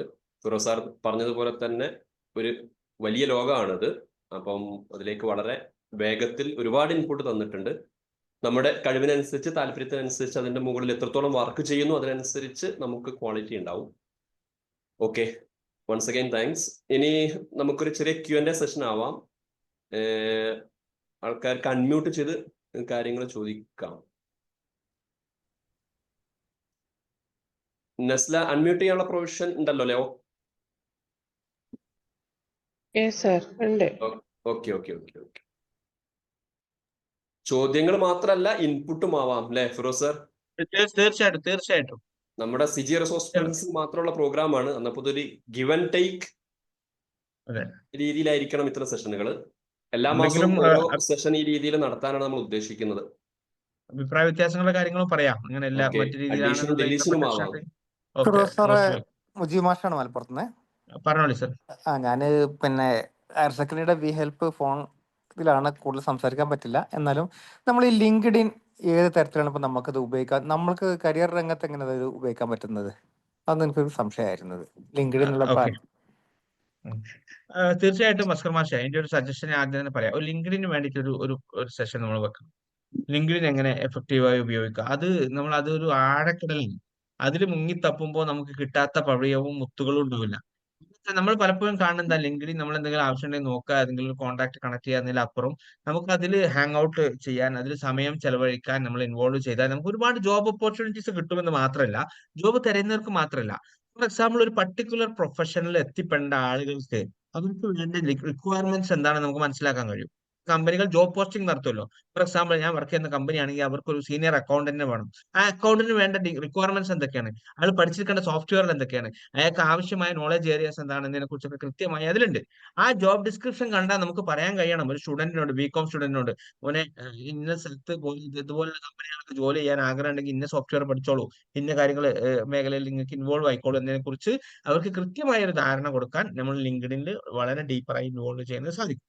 ഇതൊരു ഓപ്ഷനാണ്. പിന്നെ കരിയറിൽ അഡ്വാൻസ് ചെയ്യാൻ ആഗ്രഹിക്കുന്നു, അതായത് ജോലിയിലൊക്കെ വർക്ക് ചെയ്യുന്ന ആളുകൾക്ക് അവരുടെ പുതിയ മേഖലയിലേക്ക് പോകാൻ, ആ മേഖലയിലെ ട്രെൻഡ് അറിയാൻ, ആ മേഖലയിലെ നെറ്റ്വർക്ക്സ് ഇതൊരു വലിയ സാധ്യതയാണ് എന്നുള്ളതാണ് എനിക്ക് പറയാം.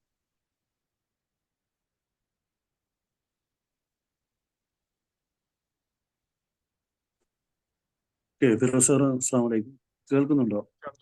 പറഞ്ഞോളൂ സാർ. ഡോക്ടർ ജാഫർ അലിയാണ്. സാറിന്റെ പ്രസന്റേഷൻ വളരെ അർത്ഥവത്തായ പ്രസന്റേഷൻ. ആദ്യമേ അതിന് അഭിനന്ദനം അറിയിക്കുകയാണ്. സാർ പ്രധാനമായിട്ട് 8 മേഖലകൾ, എനർജി മേഖലകളെ പറ്റിയിട്ടാണ് പറഞ്ഞിട്ടുണ്ടായിരുന്നത്. ഏകദേശം അഗ്രിടെക് മുതലേക്ക് ക്ലീൻ ടെക് വരേക്കുള്ള.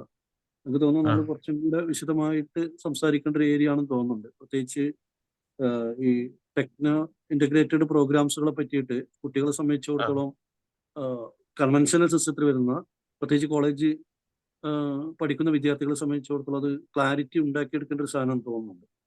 അപ്പോൾ അതിനകത്ത് സാർ 2 കാര്യങ്ങളാണ്. ഒന്നിന്റെ ഓൺലൈൻ പ്ലാറ്റ്ഫോമുകളെ പറ്റിയിട്ട് സാറ് ഒന്ന് ജസ്റ്റ് ഓടിച്ചു പോയി, തോന്നുന്നു അത് വിശദമായിട്ട് പറഞ്ഞില്ല.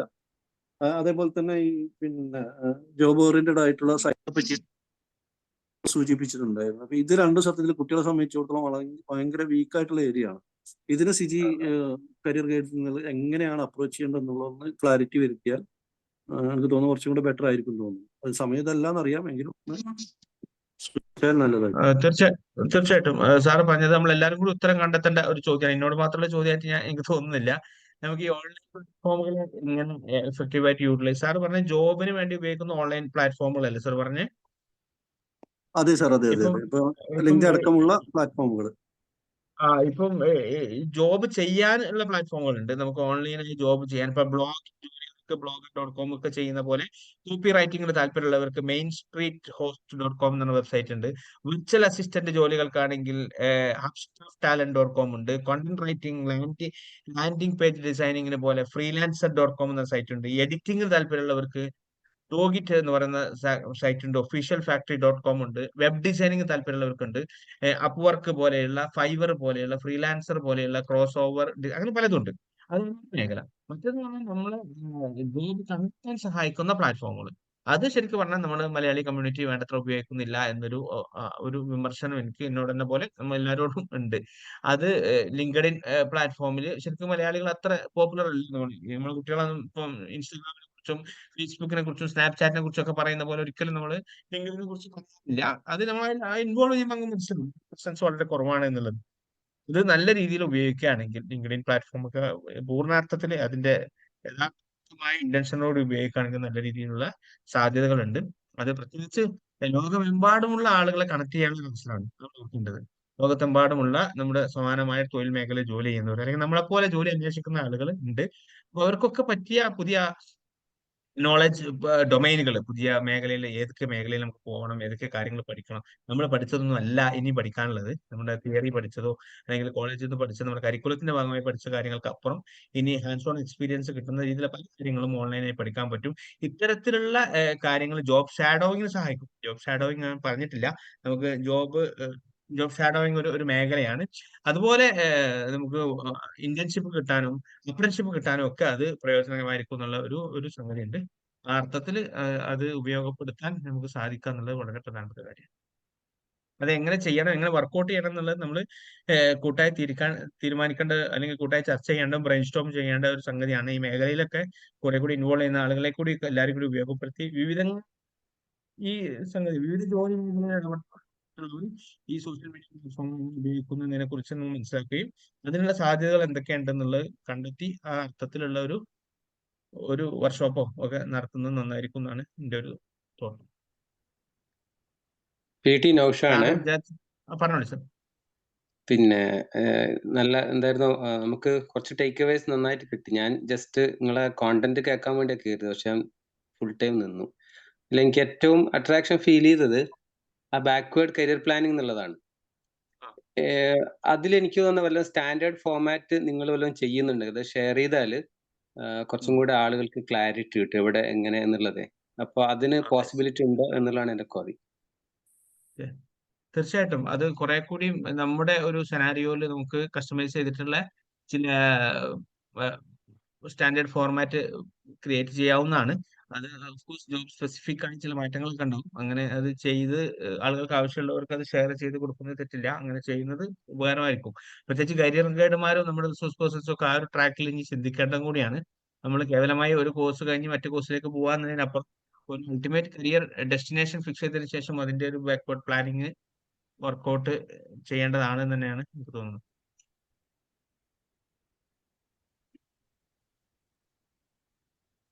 നമസ്കാരം. പറഞ്ഞോളൂ സാർ. ആരോ ചോദിക്കുന്നു. ഹലോ. യെസ്. അസ്സലാമു അലൈക്കും. എൻ്റെ പേര് PVA ഹമീദ്. ഹമീദ് സാർ പറയൂ. ചോദിക്കുന്നത്, നമ്മള് പിന്നെ സാറ് പറഞ്ഞല്ലോ ഇപ്പൊ ലിങ്ക്ഡിൻ, അതേപോലെ തന്നെ ഇപ്പൊ നിലവില് നമ്മളൊരു കോഴ്സ് ചെയ്തുകൊണ്ടിരിക്കുന്ന, നിലവിൽ ഒരു ട്രഡീഷണൽ ആയിട്ട് ചെയ്തുകൊണ്ടിരിക്കുന്ന ഒരാളും അതേപോലെ തന്നെ പുതുതായിട്ട് നമ്മൾ കരിയറിലേക്ക് ഒരു ന്യൂജൻ സാറ് പറഞ്ഞ പോലത്തെ ആ കോഴ്സിലേക്ക് വിടുന്നത്, ഇത് രണ്ടും തമ്മിലൊരു ഗ്യാപ്പ് ഉണ്ടല്ലോ. അത് നമ്മൾ എങ്ങനെ, നമ്മളൊരു കരിയർ ഗൈഡൻസ് എന്നുള്ള നിലക്ക് നമ്മൾ എങ്ങനെ അതിനെ മീറ്റ് ചെയ്യുക എന്നുള്ളതാണ് എൻ്റെ മനസ്സിൽ വന്നൊരു ചോദ്യം. ഇപ്പൊ BTech EEE കഴിഞ്ഞ ഒരാള് ആള് പിന്നെ അതേപോലെ തന്നെ ഇപ്പം പുതുതായിട്ട് +2 കഴിഞ്ഞിട്ട് ഒരു ബിടെക്കിലേക്ക് പോകുന്ന ഒരാൾക്ക് നമുക്ക് സാറ് പറഞ്ഞ സജഷൻസ് ഇന്ന ഒരു ന്യൂലി ട്രെൻഡഡ് ആയിട്ടുള്ള ഒരു കോഴ്സിന് നമുക്ക് സജസ്റ്റ് ചെയ്യാം. നിലവിൽ ആൾറെഡി ഇത് കോഴ്സ് കഴിഞ്ഞ ഒരാളെ അതിന് അഡീഷണൽ ആയിട്ട് നമുക്ക് കൊടുക്കുന്ന ഒരു പ്ലാറ്റ്ഫോം നമുക്ക് എങ്ങനെ ഉണ്ടാക്കുക എന്നുള്ളത്. തീർച്ചയായിട്ടും സാർ, ഞാൻ എൻ്റെ ഒരു എക്സ്പീരിയൻസ് പറയാം. ഞാൻ ബിടെക് ട്രിപ്പിൾ ആണ്, അവർക്ക് പെട്ടെന്ന് കണക്ട് ചെയ്യാൻ കഴിയും. നമ്മൾ ബിടെക് ട്രിപ്പിൾ കഴിഞ്ഞ ഒരാളെ സംബന്ധിച്ചിടത്തോളം അയാൾക്കിപ്പോൾ ലഭ്യമായ ഏതെങ്കിലും ഒരു ജോലിക്ക് അയാൾ കയറാൻ ശ്രമിക്കട്ടെ, ഏതെങ്കിലും ജോലി. പക്ഷെ അയാൾക്ക് അതോടൊപ്പം തന്നെ അയാൾക്ക് താല്പര്യമുള്ള മേഖല, അല്ലെങ്കിൽ അയാൾ ജോലിക്ക് കയറുന്നില്ലെങ്കിൽ പോലും അയാൾക്ക് താല്പര്യമുള്ള മേഖലയിൽ എവിടെയെങ്കിലും ഏറ്റവും അനുഗുണമായ രീതിയിൽ സ്യൂട്ടബിൾ ആയ ഒത്തിരി ഓൺലൈൻ പ്ലാറ്റ്ഫോമുകൾ അവൈലബിൾ ആണ്. നമ്മളിപ്പോൾ ഈ ഉഡമി എന്നൊക്കെ പറയുന്ന പ്ലാറ്റ്ഫോമിനെ കുറിച്ച് പറയുന്ന ഒരു കാര്യം, നമുക്ക് സാധാരണഗതിയിൽ വല്ല ഒക്കേഷൻ ഉണ്ടാകുമ്പോൾ, വല്ല ക്രിസ്മസ്, ബ്ലാക്ക് ഫ്രൈഡേ, അങ്ങനെ ഒക്കേഷൻ ഒക്കെ ഉണ്ടാകുമ്പോൾ അവർ വളരെ ട്രമൻഡസ് ആയിട്ട് ഇതിന്റെ റേറ്റ് കൊടുക്കും. ചെറിയ ഫീസിന് നമുക്ക് അവിടുത്തെ കോഴ്സുകൾ പർച്ചേസ് ചെയ്യും. ഞാനത് സ്ഥിരമായി ചെയ്യുന്ന ഒരാളാണ്. എല്ലാ സമയവും ബ്ലാക്ക് ഫ്രൈഡേ സമയത്ത് കുറച്ച് 1-2 കോഴ്സുകളൊക്കെ പർച്ചേസ് ചെയ്ത് വെക്കും. ലൈഫ് ലോങ് ആക്സസ് ഉള്ള കോഴ്സുകളാണ്. അങ്ങനെയുള്ള കോഴ്സുകൾ പഠിച്ചാൽ നമുക്ക് ഏത് മേഖലയിലാണ് താല്പര്യം. ഒരു ഇലക്ട്രിക്കൽ എഞ്ചിനീയർ ആയ സംബന്ധിച്ചിടത്തോളം അയാൾ കൺസ്ട്രക്ഷൻ ഇൻഡസ്ട്രിയിൽ താല്പര്യമുള്ള ആളാണോ, മാനുഫാക്ചറിംഗ് ഇൻഡസ്ട്രിയിൽ താല്പര്യമുള്ള ആളാണോ, electrical generation, transmission, utilization, distribution, ഏത് മേഖലയിൽ താല്പര്യമുള്ള ആളാണ്, IoT-യുമായിട്ട് ഇലക്ട്രിക്കൽ കണക്റ്റഡ് ആയിട്ടുള്ള പുതിയ കാലത്ത് മേഖലയിൽ താല്പര്യമുള്ള ആളാണോ, സ്കാഡയിൽ താല്പര്യമുള്ള ആളാണോ, PLC-യിൽ താല്പര്യമുള്ളതാണോ, ഓട്ടോമേഷൻ, ബിൽഡിംഗ് മാനേജ്മെന്റ് സിസ്റ്റം, ഇങ്ങനെ ഒരുപാട് മേഖലകളുണ്ട്. ഒരു എഞ്ചിനീയർക്ക് സ്പെഷ്യലൈസ് ചെയ്യേണ്ട സ്വിച്ച് ഗിയർ ഇൻഡസ്ട്രി ഉണ്ട്, പ്രൊട്ടക്ഷൻ ഉണ്ട്, അതുപോലെയുള്ള ഒരു അസംഖ്യം ഇൻഡസ്ട്രീസ് ഉണ്ട്. ട്രാൻസ്മിഷനിൽ തന്നെ പുതിയ പുതിയ ഒരുപാട് കണക്കുകളുണ്ട്. അയാൾക്ക് താല്പര്യമുള്ള ഏത് ഇൻഡസ്ട്രി ആണെങ്കിലും അതിൽ അയാൾക്ക് നല്ല സ്കില്ല് കണ്ടെത്താനും നല്ല എക്സ്പേർട്ട് ആവാനും നല്ല എക്സ്പീരിയൻസ്ഡ് ആവാനും അയാൾക്ക് വെറും ഒരു 3-4 മാസത്തെ എഫേർട്ട് എടുത്താൽ അയാൾക്ക് അത് നോളജ് കിട്ടാൻ കഴിയും. എന്നിട്ട് ആ മേഖലയിലുള്ള ഏതെങ്കിലും കമ്പനിയിൽ അയാൾക്ക് ഒരു ട്രെയിനിയായോ അല്ലെങ്കിൽ ഒരു അപ്രന്റീസ് ആയിട്ടൊക്കെ ജോലിക്ക് കയറുകയും അങ്ങനെ കുറച്ചു കാലം വർക്ക് ചെയ്ത് കഴിഞ്ഞാൽ അയാൾക്ക് ലോകത്തെമ്പാടുമുള്ള, പ്രത്യേകിച്ച് ഗൾഫ് രാജ്യങ്ങളിലൊക്കെയുള്ള കമ്പനികളിൽ അയാൾക്ക് അനായാസം ജോലിക്ക് കയറാൻ കഴിയും. വെറും ഒരു ബിടെക് ഇലക്ട്രിക്കൽ ആണ്, അല്ലെങ്കിൽ ബിടെക് EC ആണ്, ബിടെക് കമ്പ്യൂട്ടർ സയൻസ് ആണ്, ബിടെക് സിവിൽ ആണ്, ബിടെക് കെമിക്കൽ ആണ് എന്നൊക്കെ പറയുന്നതിന് പകരം എനിക്ക് അതിനൊപ്പം ഇത്രമാത്രം സ്കില്ലുകൾ ഉണ്ട്, ഇത്രമാത്രം കോമ്പിറ്റന്റ് ആണ്, ഇത്രമാത്രം എക്സ്പെർട്ട് ആണ് ഞാൻ, ഇങ്ങനെയുള്ള എക്സ്പെർട്ടീസ് എനിക്കുണ്ട്, എക്സ്പോഷർ എനിക്കുണ്ട് എന്ന് ഡെമോൺസ്ട്രേറ്റ് ചെയ്യാൻ പറ്റുന്ന വിധത്തിലുള്ള ഒരു സ്കിൽ സെറ്റ് നമുക്ക് ഷോക്കേസ് ചെയ്യാൻ പറ്റുമെങ്കിൽ അത് വളരെ വലിയ മാറ്റത്തിന് കാരണമാകും. അത് നമുക്ക് നല്ല രീതിയിൽ ഉപകാരപ്പെടുത്താൻ പറ്റും എന്നാണ് എനിക്ക് പറയാനുള്ളത്. വളരെ സ്പെസിഫിക് ആയിട്ടുള്ള ചോദ്യമാണ് നിങ്ങൾ ചോദിക്കുന്നതെങ്കിൽ അതിന് കുറെ കൂടി ക്ലാരിറ്റിയുള്ള ഉത്തരം ആവശ്യമുണ്ട്. ഞാൻ ജനറലായി ഒരു ഇലക്ട്രിക്കൽ എഞ്ചിനീയറുടെ ഒരു അവസ്ഥയാണ് പറയുന്നത്. നിങ്ങൾക്ക് ഇപ്പം ഒരു ചെന്നൈ ആസ്ഥാനമായി മദ്രാസിലൊക്കെ ഉള്ള പല സ്ഥാപനങ്ങളും ഇങ്ങനെയുള്ള ചെറിയ ഷോർട്ട് ടൈം കോഴ്സുകൾ കൊടുക്കുന്നുണ്ട്. വളരെ ചെറിയ ഫീസ് കൊടുത്ത് 4000-5000 ഒക്കെ ഫീസ് കൊടുത്തിട്ട് ഇങ്ങനെയുള്ള 3 മാസത്തെ 2 മാസത്തേക്ക് കോഴ്സുകൾ ചെയ്ത് നല്ല കമ്പനികളിൽ ഇൻസ്ട്രുമെന്റേഷൻ പോലെയുള്ള അല്ലെങ്കിൽ ഇലക്ട്രിക്കൽ യൂട്ടിലിറ്റി കമ്പനികളിലൊക്കെ, ഗവൺമെന്റ് കമ്പനിയിലൊക്കെ ജോലി ചെയ്യുന്ന ആളുകൾ എനിക്കറിയാം. അതൊക്കെ അവസരമാണ്. പക്ഷെ അതൊന്നും ഉപയോഗപ്പെടുത്താതെ എനിക്ക് എന്റെ ബിടെക് സർട്ടിഫിക്കറ്റ് 70% മാർക്ക് ഉണ്ട് എന്നുകൊണ്ട് മാത്രം നമ്മൾ ജോബ് റെഡി ആവില്ല എന്നാണ് എനിക്ക് പറയാനുള്ളത്. Thank you sir. Okay, sir നമസ്കാരം. നമസ്കാരം. ഞാൻ അഫ്സാർ ബാബു. എന്റെ പറഞ്ഞു. ചോദ്യം, വിദേശ രാജ്യങ്ങളിലേക്ക് പഠിക്കാൻ പോകുന്നതിന്റെ ഒരു ട്രെൻഡ് ഇനിയും തുടരാനുള്ള സാധ്യത. കുട്ടികളോട് പലപ്പോഴും, ഞാൻ അധ്യാപകനാണ്, ഹയർ സെക്കൻഡറി അധ്യാപകനാണ്, കുട്ടികളോട് ശരി. നമ്മൾ നാട്ടിൽ തന്നെ UG ഒക്കെ ചെയ്യുന്നതാണ് ബെറ്റർ, അതിനുശേഷം ഒരു മാസ്റ്റേഴ്സിന് വിദേശത്ത് പോകുന്നതാണെന്ന് പറയുമ്പോഴൊന്നും ഇത് സ്വീകാര്യമായി അവർക്ക് ഉൾക്കൊള്ളാൻ പറ്റുന്നില്ല. അപ്പൊ ഈ പോകുന്ന കുട്ടികളോട് കുറച്ചും കൂടി രക്ഷിതാക്കളെയും അവരെ ഒന്ന് അവെയർ ആക്കാൻ വേണ്ടി ഏതെല്ലാം തരത്തിലുള്ള ഒരു ക്വസ്റ്റ്യനെയർ പോലെ ഏജൻസികളോട് ഏതെല്ലാം തരത്തിലുള്ള ചോദ്യങ്ങൾ നിങ്ങൾ ചോദിക്കണം, എന്തെല്ലാമാണ് ഉറപ്പുവരുത്തേണ്ടത്, ഇത്തരത്തിലുള്ള കാര്യങ്ങളെക്കുറിച്ച് ഞങ്ങളെ ഒന്ന് എഡ്യൂക്കേറ്റ് ചെയ്യാനും, അതുപോലെ സ്ഥിരമായി കുട്ടികൾക്ക് പറഞ്ഞു കൊടുക്കാൻ പറ്റുന്ന ഒരു ഇത്തരത്തിലുള്ള ചോദ്യങ്ങൾ, എന്തെല്ലാം ചോദ്യങ്ങളാണ് ചോദിക്കേണ്ടത്, അത്തരത്തിലൊരു സെഷൻ ഞങ്ങൾക്ക് തരാൻ കഴിയുമോ? ഇപ്പോ എന്താണ് സാറിന് ബ്രീഫായിട്ട് അതിനെക്കുറിച്ചൊന്ന് പറയാൻ കഴിയുക? തീർച്ചയായിട്ടും സിജിന്റെ ഒരു കരിയർ റിസോഴ്സ് പേഴ്സൺ നിലക്ക് ഞാൻ അതിന്റെ ഒരു ഓണർഷിപ്പ് എടുത്ത് പറയട്ടെ. തീർച്ചയായിട്ടും അത് നമ്മൾ ചെയ്യേണ്ട ഒരു സംഗതിയാണ്, അത് ചെയ്യേണ്ട ഒരു കാര്യമാണ്. അത് നമ്മൾ സിജി റിസോഴ്സ് പേഴ്സൺസ് അല്ലെങ്കിൽ സിജി ബന്ധപ്പെട്ട അസ്കർ മാഷ് അടക്കമുള്ള ആളുകൾ ഇവിടെ ഉണ്ട്. അത് കൂടിയാലോചിച്ച് അത് ചെയ്യേണ്ടത് ഒരു കാര്യമായിട്ടാണ് ഞാൻ സജസ്റ്റ് ചെയ്യാണ്. നമുക്ക് ലേറ്റസ്റ്റ് സ്റ്റേജിൽ അത് കമ്മ്യൂണിക്കേറ്റ് ചെയ്യാമെന്ന് വിചാരിക്കുന്നു. പിന്നെ ജനറലായി പറയുകയാണെങ്കിൽ നമ്മൾ പലപ്പോഴും പറ്റുന്ന ഒരു സംഗതി, ഇങ്ങനെയുള്ള ഏജന്റുമാരുടെ ചതിക്കുഴികളിൽ നമ്മൾ പെട്ടുപോകുന്ന ഒരു സാഹചര്യം പൊതുവെ ഉണ്ട്. അപ്പൊ ഏജന്റുമാരുടെ ചോദ്യങ്ങൾ ചോദിക്കുന്നതിന് മുമ്പായിട്ട് ഏജന്റുമാരുടെ ക്രെഡിബിലിറ്റി നമ്മൾ ആദ്യം അന്വേഷിക്കണം. നമ്മൾ നൂറുകണക്കിന് ഏജന്റുമാർ കേരളത്തിലുണ്ട്. ഈ ഏജന്റുമാർ ക്രെഡിബിൾ ആണോ, അത് അക്കൗണ്ടബിൾ ആണോ, അവരെ നമുക്ക് വിശ്വസിക്കാൻ പറ്റുമോ എന്നുള്ള ആദ്യം ഒന്ന് അന്വേഷിക്കേണ്ടതുണ്ട്. അതിനുശേഷം അവർ സജസ്റ്റ് ചെയ്യുന്ന കോളേജുകളെ കുറിച്ച് ഒരു എൻക്വയറി നടത്തേണ്ടതുണ്ട്. ഈ കോളേജിൽ നിന്ന് പഠിച്ച സ്റ്റുഡൻസ് ആരെല്ലാമാണ്, ആ സ്റ്റുഡൻസുമായി കമ്മ്യൂണിക്കേറ്റ് ചെയ്യാനുള്ള ഒരു ആക്സസ് അവർ നൽകുമോ, അവിടെ പഠിച്ചിറങ്ങിയ ഇവർ മുഖേന പോയ കുട്ടികൾ നമുക്കൊന്ന് നേരിട്ട് കമ്മ്യൂണിക്കേറ്റ് ചെയ്യാൻ, അവർ പഠിച്ചതിന് ശേഷം അവർക്ക് ജോലി എവിടെയാണ് കിട്ടിയിട്ടുള്ളത്, ഇവർ പറഞ്ഞ എല്ലാ ഫീച്ചേഴ്സും അവിടെ ഫുൾഫിൽ ചെയ്തിട്ടുണ്ടോ, അവരുടെ പിന്നെ കോഴ്സിന് ശേഷം അല്ലെങ്കിൽ വർക്ക് ചെയ്യാനുള്ള ഫെസിലിറ്റി കൊടുത്തിട്ടുണ്ടോ, അല്ലെങ്കിൽ അവിടെ പഠിപ്പിക്കാനുള്ള ഇൻസ്റ്റിറ്റ്യൂഷൻ ക്രെഡിബിൾ ആണോ, റെക്കഗ്നൈസ്ഡ് ആണോ, അവർ പഠിക്കുന്ന കോഴ്സുകൾ ഇവിടെ പറഞ്ഞ പോലെ തന്നെയാണോ, ഫീസ് ഇവർ പറഞ്ഞ ഫീസൊക്കെ തന്നെയാണോ, ഇതിനെക്കുറിച്ചുള്ള വളരെ കൃത്യമായ ഒരു ക്വസ്റ്റ്യനെയറുമായിട്ട് കുട്ടികളെ അപ്രോച്ച് ചെയ്യും. അതിന് ഒരു ആൻസർ വളരെ സാറ്റിസ്ഫൈങ് ആയിട്ടുള്ള ഒരു ആൻസർ കിട്ടിയാൽ മാത്രം അതുമായി മുന്നോട്ട് പോവുകയും ചെയ്യുക എന്നുള്ളതാണ് ഒരു കാര്യം. പിന്നെ ഏജന്റുമാരെ മുഖേന പോവാതെ ഡയറക്റ്റ് പോകുന്ന സാഹചര്യമാണ് കൂടുതൽ നന്നായിരിക്കുക. യൂണിവേഴ്സിറ്റിയുമായി ഡയറക്റ്റ് നമുക്ക് കമ്മ്യൂണിക്കേറ്റ് ചെയ്യാനുള്ള ആക്സസ് അവർ നൽകുമോ എന്നതിനെ കുറിച്ച് നമുക്ക് അന്വേഷിക്കാവുന്നതാണ്. നമുക്ക് ഏത് യൂണിവേഴ്സിറ്റിയാണ്, പലപ്പോഴും പല യൂണിവേഴ്സിറ്റികളും ഇവിടെ നമ്മൾ നിരന്തരമായി പറഞ്ഞ കാര്യമാണ്, നമ്മുടെ നാട്ടിലെ ഒരു ബസ് സ്റ്റോപ്പിന്റെ നിലവാരമുള്ള യൂണിവേഴ്സിറ്റികൾ അടക്കം വ്യാപകമായി വിദേശങ്ങളിൽ ഉണ്ട് എന്നും ഈ യൂണിവേഴ്സിറ്റിയുടെ റാങ്കിങ്ങും യൂണിവേഴ്സിറ്റിയുടെ ക്രെഡിബിലിറ്റിയും അവിടെ പഠിച്ചിറങ്ങിയ കുട്ടികൾക്ക് കിട്ടുന്ന തൊഴിലവസരങ്ങളും അല്ലെങ്കിൽ അവർക്ക് അവിടെ പഠിച്ചിറങ്ങിയ കോഴ്സിന്റെ വാല്യൂ ഒക്കെ നമ്മൾ അന്വേഷിക്കേണ്ട ഒരു കാര്യമാണ്. അതിനെക്കുറിച്ച് വളരെ കസ്റ്റമൈസ്ഡ് ആയിട്ടുള്ള ഒരു ഒരു എൻക്വയറി നമ്മൾ നടത്തേണ്ടതുണ്ട്. ഇനി അസ്കർ മാഷ് ഒന്ന് ഇതിന്റെ ഒരു ആധികാരികമായി പറയേണ്ട ആളെന്നുള്ള അസ്കർ മാഷക്ക് എന്തെങ്കിലും ഓക്കെ, ആഡ് ആ ചെയ്യേണ്ട? രീതിയിലൊരു പ്രോഗ്രാം നമുക്ക് ഓർഗനൈസ് ചെയ്യാവുന്നതാണ് ഈ അപ്ഡേറ്റിംഗ് സെഷനായിട്ട് തന്നെ. അതില് ഓക്കെ. അസ്കർ മാഷ് നമ്മളുടെ ഗ്ലോബൽ പാത്വേസ് വഴി ഈ ഒരു കാര്യം ഏറ്റെടുക്കേണ്ടതുമാണെന്ന് തോന്നുന്നു. സിജ് ഇന്റർനാഷണൽ 3rd ജനറേഷൻ കുട്ടികളുടെ അലുമിനൈ ഗ്രൂപ്പ് ഉണ്ട്. ആ വ്യത്യസ്തമായ യൂണിവേഴ്സിറ്റിയിൽ പഠിക്കുന്ന അലുമിനൈ ടീമുണ്ട്. അപ്പോൾ ഈ മിക്കവാറും സ്റ്റഡി അബ്രോഡ് സാധാരണ നമ്മൾ ചെയ്യും പോലെ നമ്മളെ കയ്യിലുള്ള ഒരു ഇൻഫർമേഷൻ കൊടുക്കുന്നതിന് പകരം അലുമിനായിട്ട് കണക്ട് ചെയ്യുന്നതാണ് എപ്പോഴും നന്നാവുക. കാരണം ഭയങ്കര ഫാസ്റ്റ് ആയിട്ട് ചേഞ്ച് വരുന്ന ഒരു ഏരിയ ആണ് അത്. അപ്പോൾ നമ്മളെ കരിയർ ഗൈഡുമാരുടെ നോർമൽ ഒരു മൈൻഡ് സെറ്റപ്പ് എന്ന് വെച്ചാൽ എനിക്ക് അറിയുന്ന കാര്യം പറഞ്ഞു കൊടുക്കാം, പക്ഷെ അത് ചെയ്യരുത് എന്നാണ് മനസ്സിലാവുന്നത്. പ്രത്യേകിച്ചും 3rd ജൻ Yes. അക്കാര്യത്തിൽ വളരെ സ്പെസിഫിക് ആണ് കാര്യങ്ങളിൽ. അപ്പൊ അവരെ Yes. സമീപിക്കുന്നതായിരിക്കും ഏറ്റവും നന്നാവുക. ആ അപ്പൊ അവരെ അത് നമുക്ക് ഓൾറെഡി ഒരു നെറ്റ്വർക്ക് സിജി ഇന്റർനാഷണൽ ഉണ്ട്. ഇപ്പോൾ പറ്റുന്നത്ര നമുക്ക് ഹെൽപ്പ് ചെയ്യാറുണ്ട്. അപ്പൊ ആ രീതിയിൽ കണക്ഷൻ വരുത്തേക്ക് നന്നാവും. അത് നൗഷാദ് സാഹിബ് മാഷ് പറഞ്ഞത് വളരെ റെലവെന്റ് ആയിട്ട് കാര്യം. ഇപ്പൊ കഴിഞ്ഞ ഒരു 2 days ബാക്ക് മലേഷ്യയിലെ ഒരു യൂണിവേഴ്സിറ്റിനെ കുറിച്ച് എന്നോട് ഒരാൾ അന്വേഷിച്ചു. ഞാൻ നമ്മുടെ കരിയർ ഈ ഗ്ലോബൽ പാത്വേസിൽ നമ്മുടെ ടീമിനെ കണക്ട് ചെയ്ത് കൊടുത്തു. അവര് കമ്മ്യൂണിക്കേറ്റ് ചെയ്തു, അവരെ ഇഷ്യൂ സോൾവ് ആയി. അപ്പൊ നമുക്കതിൽ റിസർച്ച് നടത്തി കൂടുതൽ ഡീപ്പായിട്ട് ഇൻഫർമേഷൻ ഓരോ യൂണിവേഴ്സിറ്റിനെ കുറിച്ചും പഠിച്ച് മനസ്സിലാക്കി പറഞ്ഞു കൊടുക്കുക it's not at all practical. അപ്പൊ ഇങ്ങനെ ഒരു സാഹചര്യത്തിൽ നമ്മൾ ഇങ്ങനെ ചെയ്യുമ്പോൾ അത് നൗഷാദ് സാർ പറഞ്ഞ മാതിരി വളരെ എഫക്റ്റീവ് ആയിരിക്കും. അത് ന്യൂജനിന് അവരുടെ ഭാഷയിൽ തന്നെ കമ്മ്യൂണിക്കേറ്റ് ചെയ്യാനുള്ള ഒരു അവസരം കൂടി ആയിരിക്കും ഉണ്ടാക്കുക എന്നുള്ളതാണ് എനിക്ക് തോന്നുന്നത്.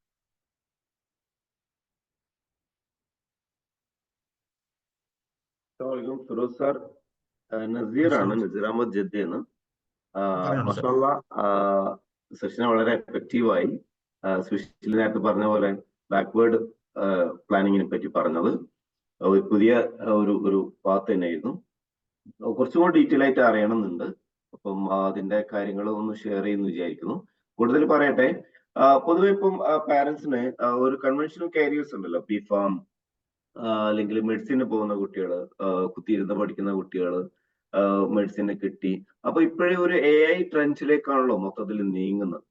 അപ്പൊ ഇവരിപ്പം നമ്മുടെ ഭാവി എന്താവും എന്നുള്ളത് പൊതുവെ കുട്ടികൾക്കും പാരന്റ്സിനുള്ള ഒരു കൺസേൺ ആണ്. ബിഫാമിനോ മെഡിസിനോ അല്ലെങ്കിൽ അതുപോലുള്ള പ്രൊഫഷണൽ കോഴ്സിന് കൺവെൻഷണൽ കരിയറിന് ജോയിൻ ചെയ്ത കുട്ടികൾ. അപ്പൊ അവർക്ക് കൊടുക്കാൻ പറ്റുന്ന ഒരു ആൻസർ എന്തായിരിക്കും? അവർക്ക് കൊടുക്കാൻ പറ്റിയ ആൻസർ എന്ന് പറഞ്ഞാൽ ഇത് വളരെ അൺപ്രഡിക്റ്റബിൾ ആണ്. ഫസ്റ്റ് ഓഫ് ഓൾ നമുക്കൊരു 5 yearsന് ശേഷം, ഈവൻ 3 yearsന് ശേഷം എങ്ങനെയൊക്കെയാവും ഇതിന്റെ ഡയറക്ഷൻ എന്ന് കൃത്യമായി പ്രഡിക്ട് ചെയ്യാൻ പറ്റാത്ത ഒരു ഒരു ഒരു സിറ്റുവേഷൻ ഉണ്ട്. അപ്പൊ അതുകൊണ്ട് നമ്മുടെ പുതിയ ജോലികൾ പുതിയ കാലത്ത് ഒരുപാട് ഇപ്പം വേൾഡ് എക്കണോമിക് ഫോറം പോലെയുള്ള ആളുകളൊക്കെ നിരന്തരമായി ഈ മേഖലയിൽ റിസർച്ച് നടത്തിക്കൊണ്ടിരിക്കുന്ന ആളുകളാണ്. അവർ ഓരോ വർഷത്തിലും അവരുടെ റിപ്പോർട്ടുകൾ പുറത്തു വിട്ടുകൊണ്ടിരിക്കുകയാണ്. അതൊക്കെ നിരന്തരമായി നമ്മൾ വായിച്ചുകൊണ്ടിരിക്കുക. അതിൽ നമ്മുടെ കാര്യങ്ങൾ മനസ്സിലാക്കുക എന്നതിനപ്പുറം എനിക്ക് ചെയ്യാൻ പറ്റിയൊരു കാര്യം എന്താ വെച്ചാൽ, നമ്മൾ ഏത് കോഴ്സ് എടുത്താലും MBBS എടുത്താലും B.Pharm എടുത്താലും എഞ്ചിനീയറിംഗ് എടുത്താലും BCom എടുത്താലും ഏത് കോഴ്സ് എടുത്താലും പുതിയ കാലത്ത് ട്രെൻഡുകൾ ഉൾക്കൊള്ളാനുള്ള ശ്രമം നമുക്ക് നടത്താം. ഇത് നമ്മുടെ കരിക്കുലത്തിന്റെ ഭാഗമായി അത് പഠിക്കാൻ പറ്റില്ല. ഇപ്പൊ നമ്മൾ ഒരു BCom എടുക്കുന്ന ഒരാൾക്ക് AI പഠിക്കാൻ അയാളുടെ പഠിക്കാൻ പറ്റില്ല. പക്ഷെ ഈ ലേണിംഗ് പ്ലാറ്റ്ഫോമുകൾ ഉണ്ടല്ലോ, നമ്മുടെ യുഡെമി പോലെ, കോഴ്സറ പോലെയുള്ള, യുഡാസിറ്റി ഒക്കെ പോലെയുള്ള, അല്ലെങ്കിൽ NPTEL ഒക്കെ പോലെയുള്ള സ്വയം പ്ലാറ്റ്ഫോമുകൾ, ഇങ്ങനെ പ്ലാറ്റ്ഫോമുകൾ നമുക്ക് നൽകുന്ന വലിയൊരു സാധ്യത ഉണ്ട്.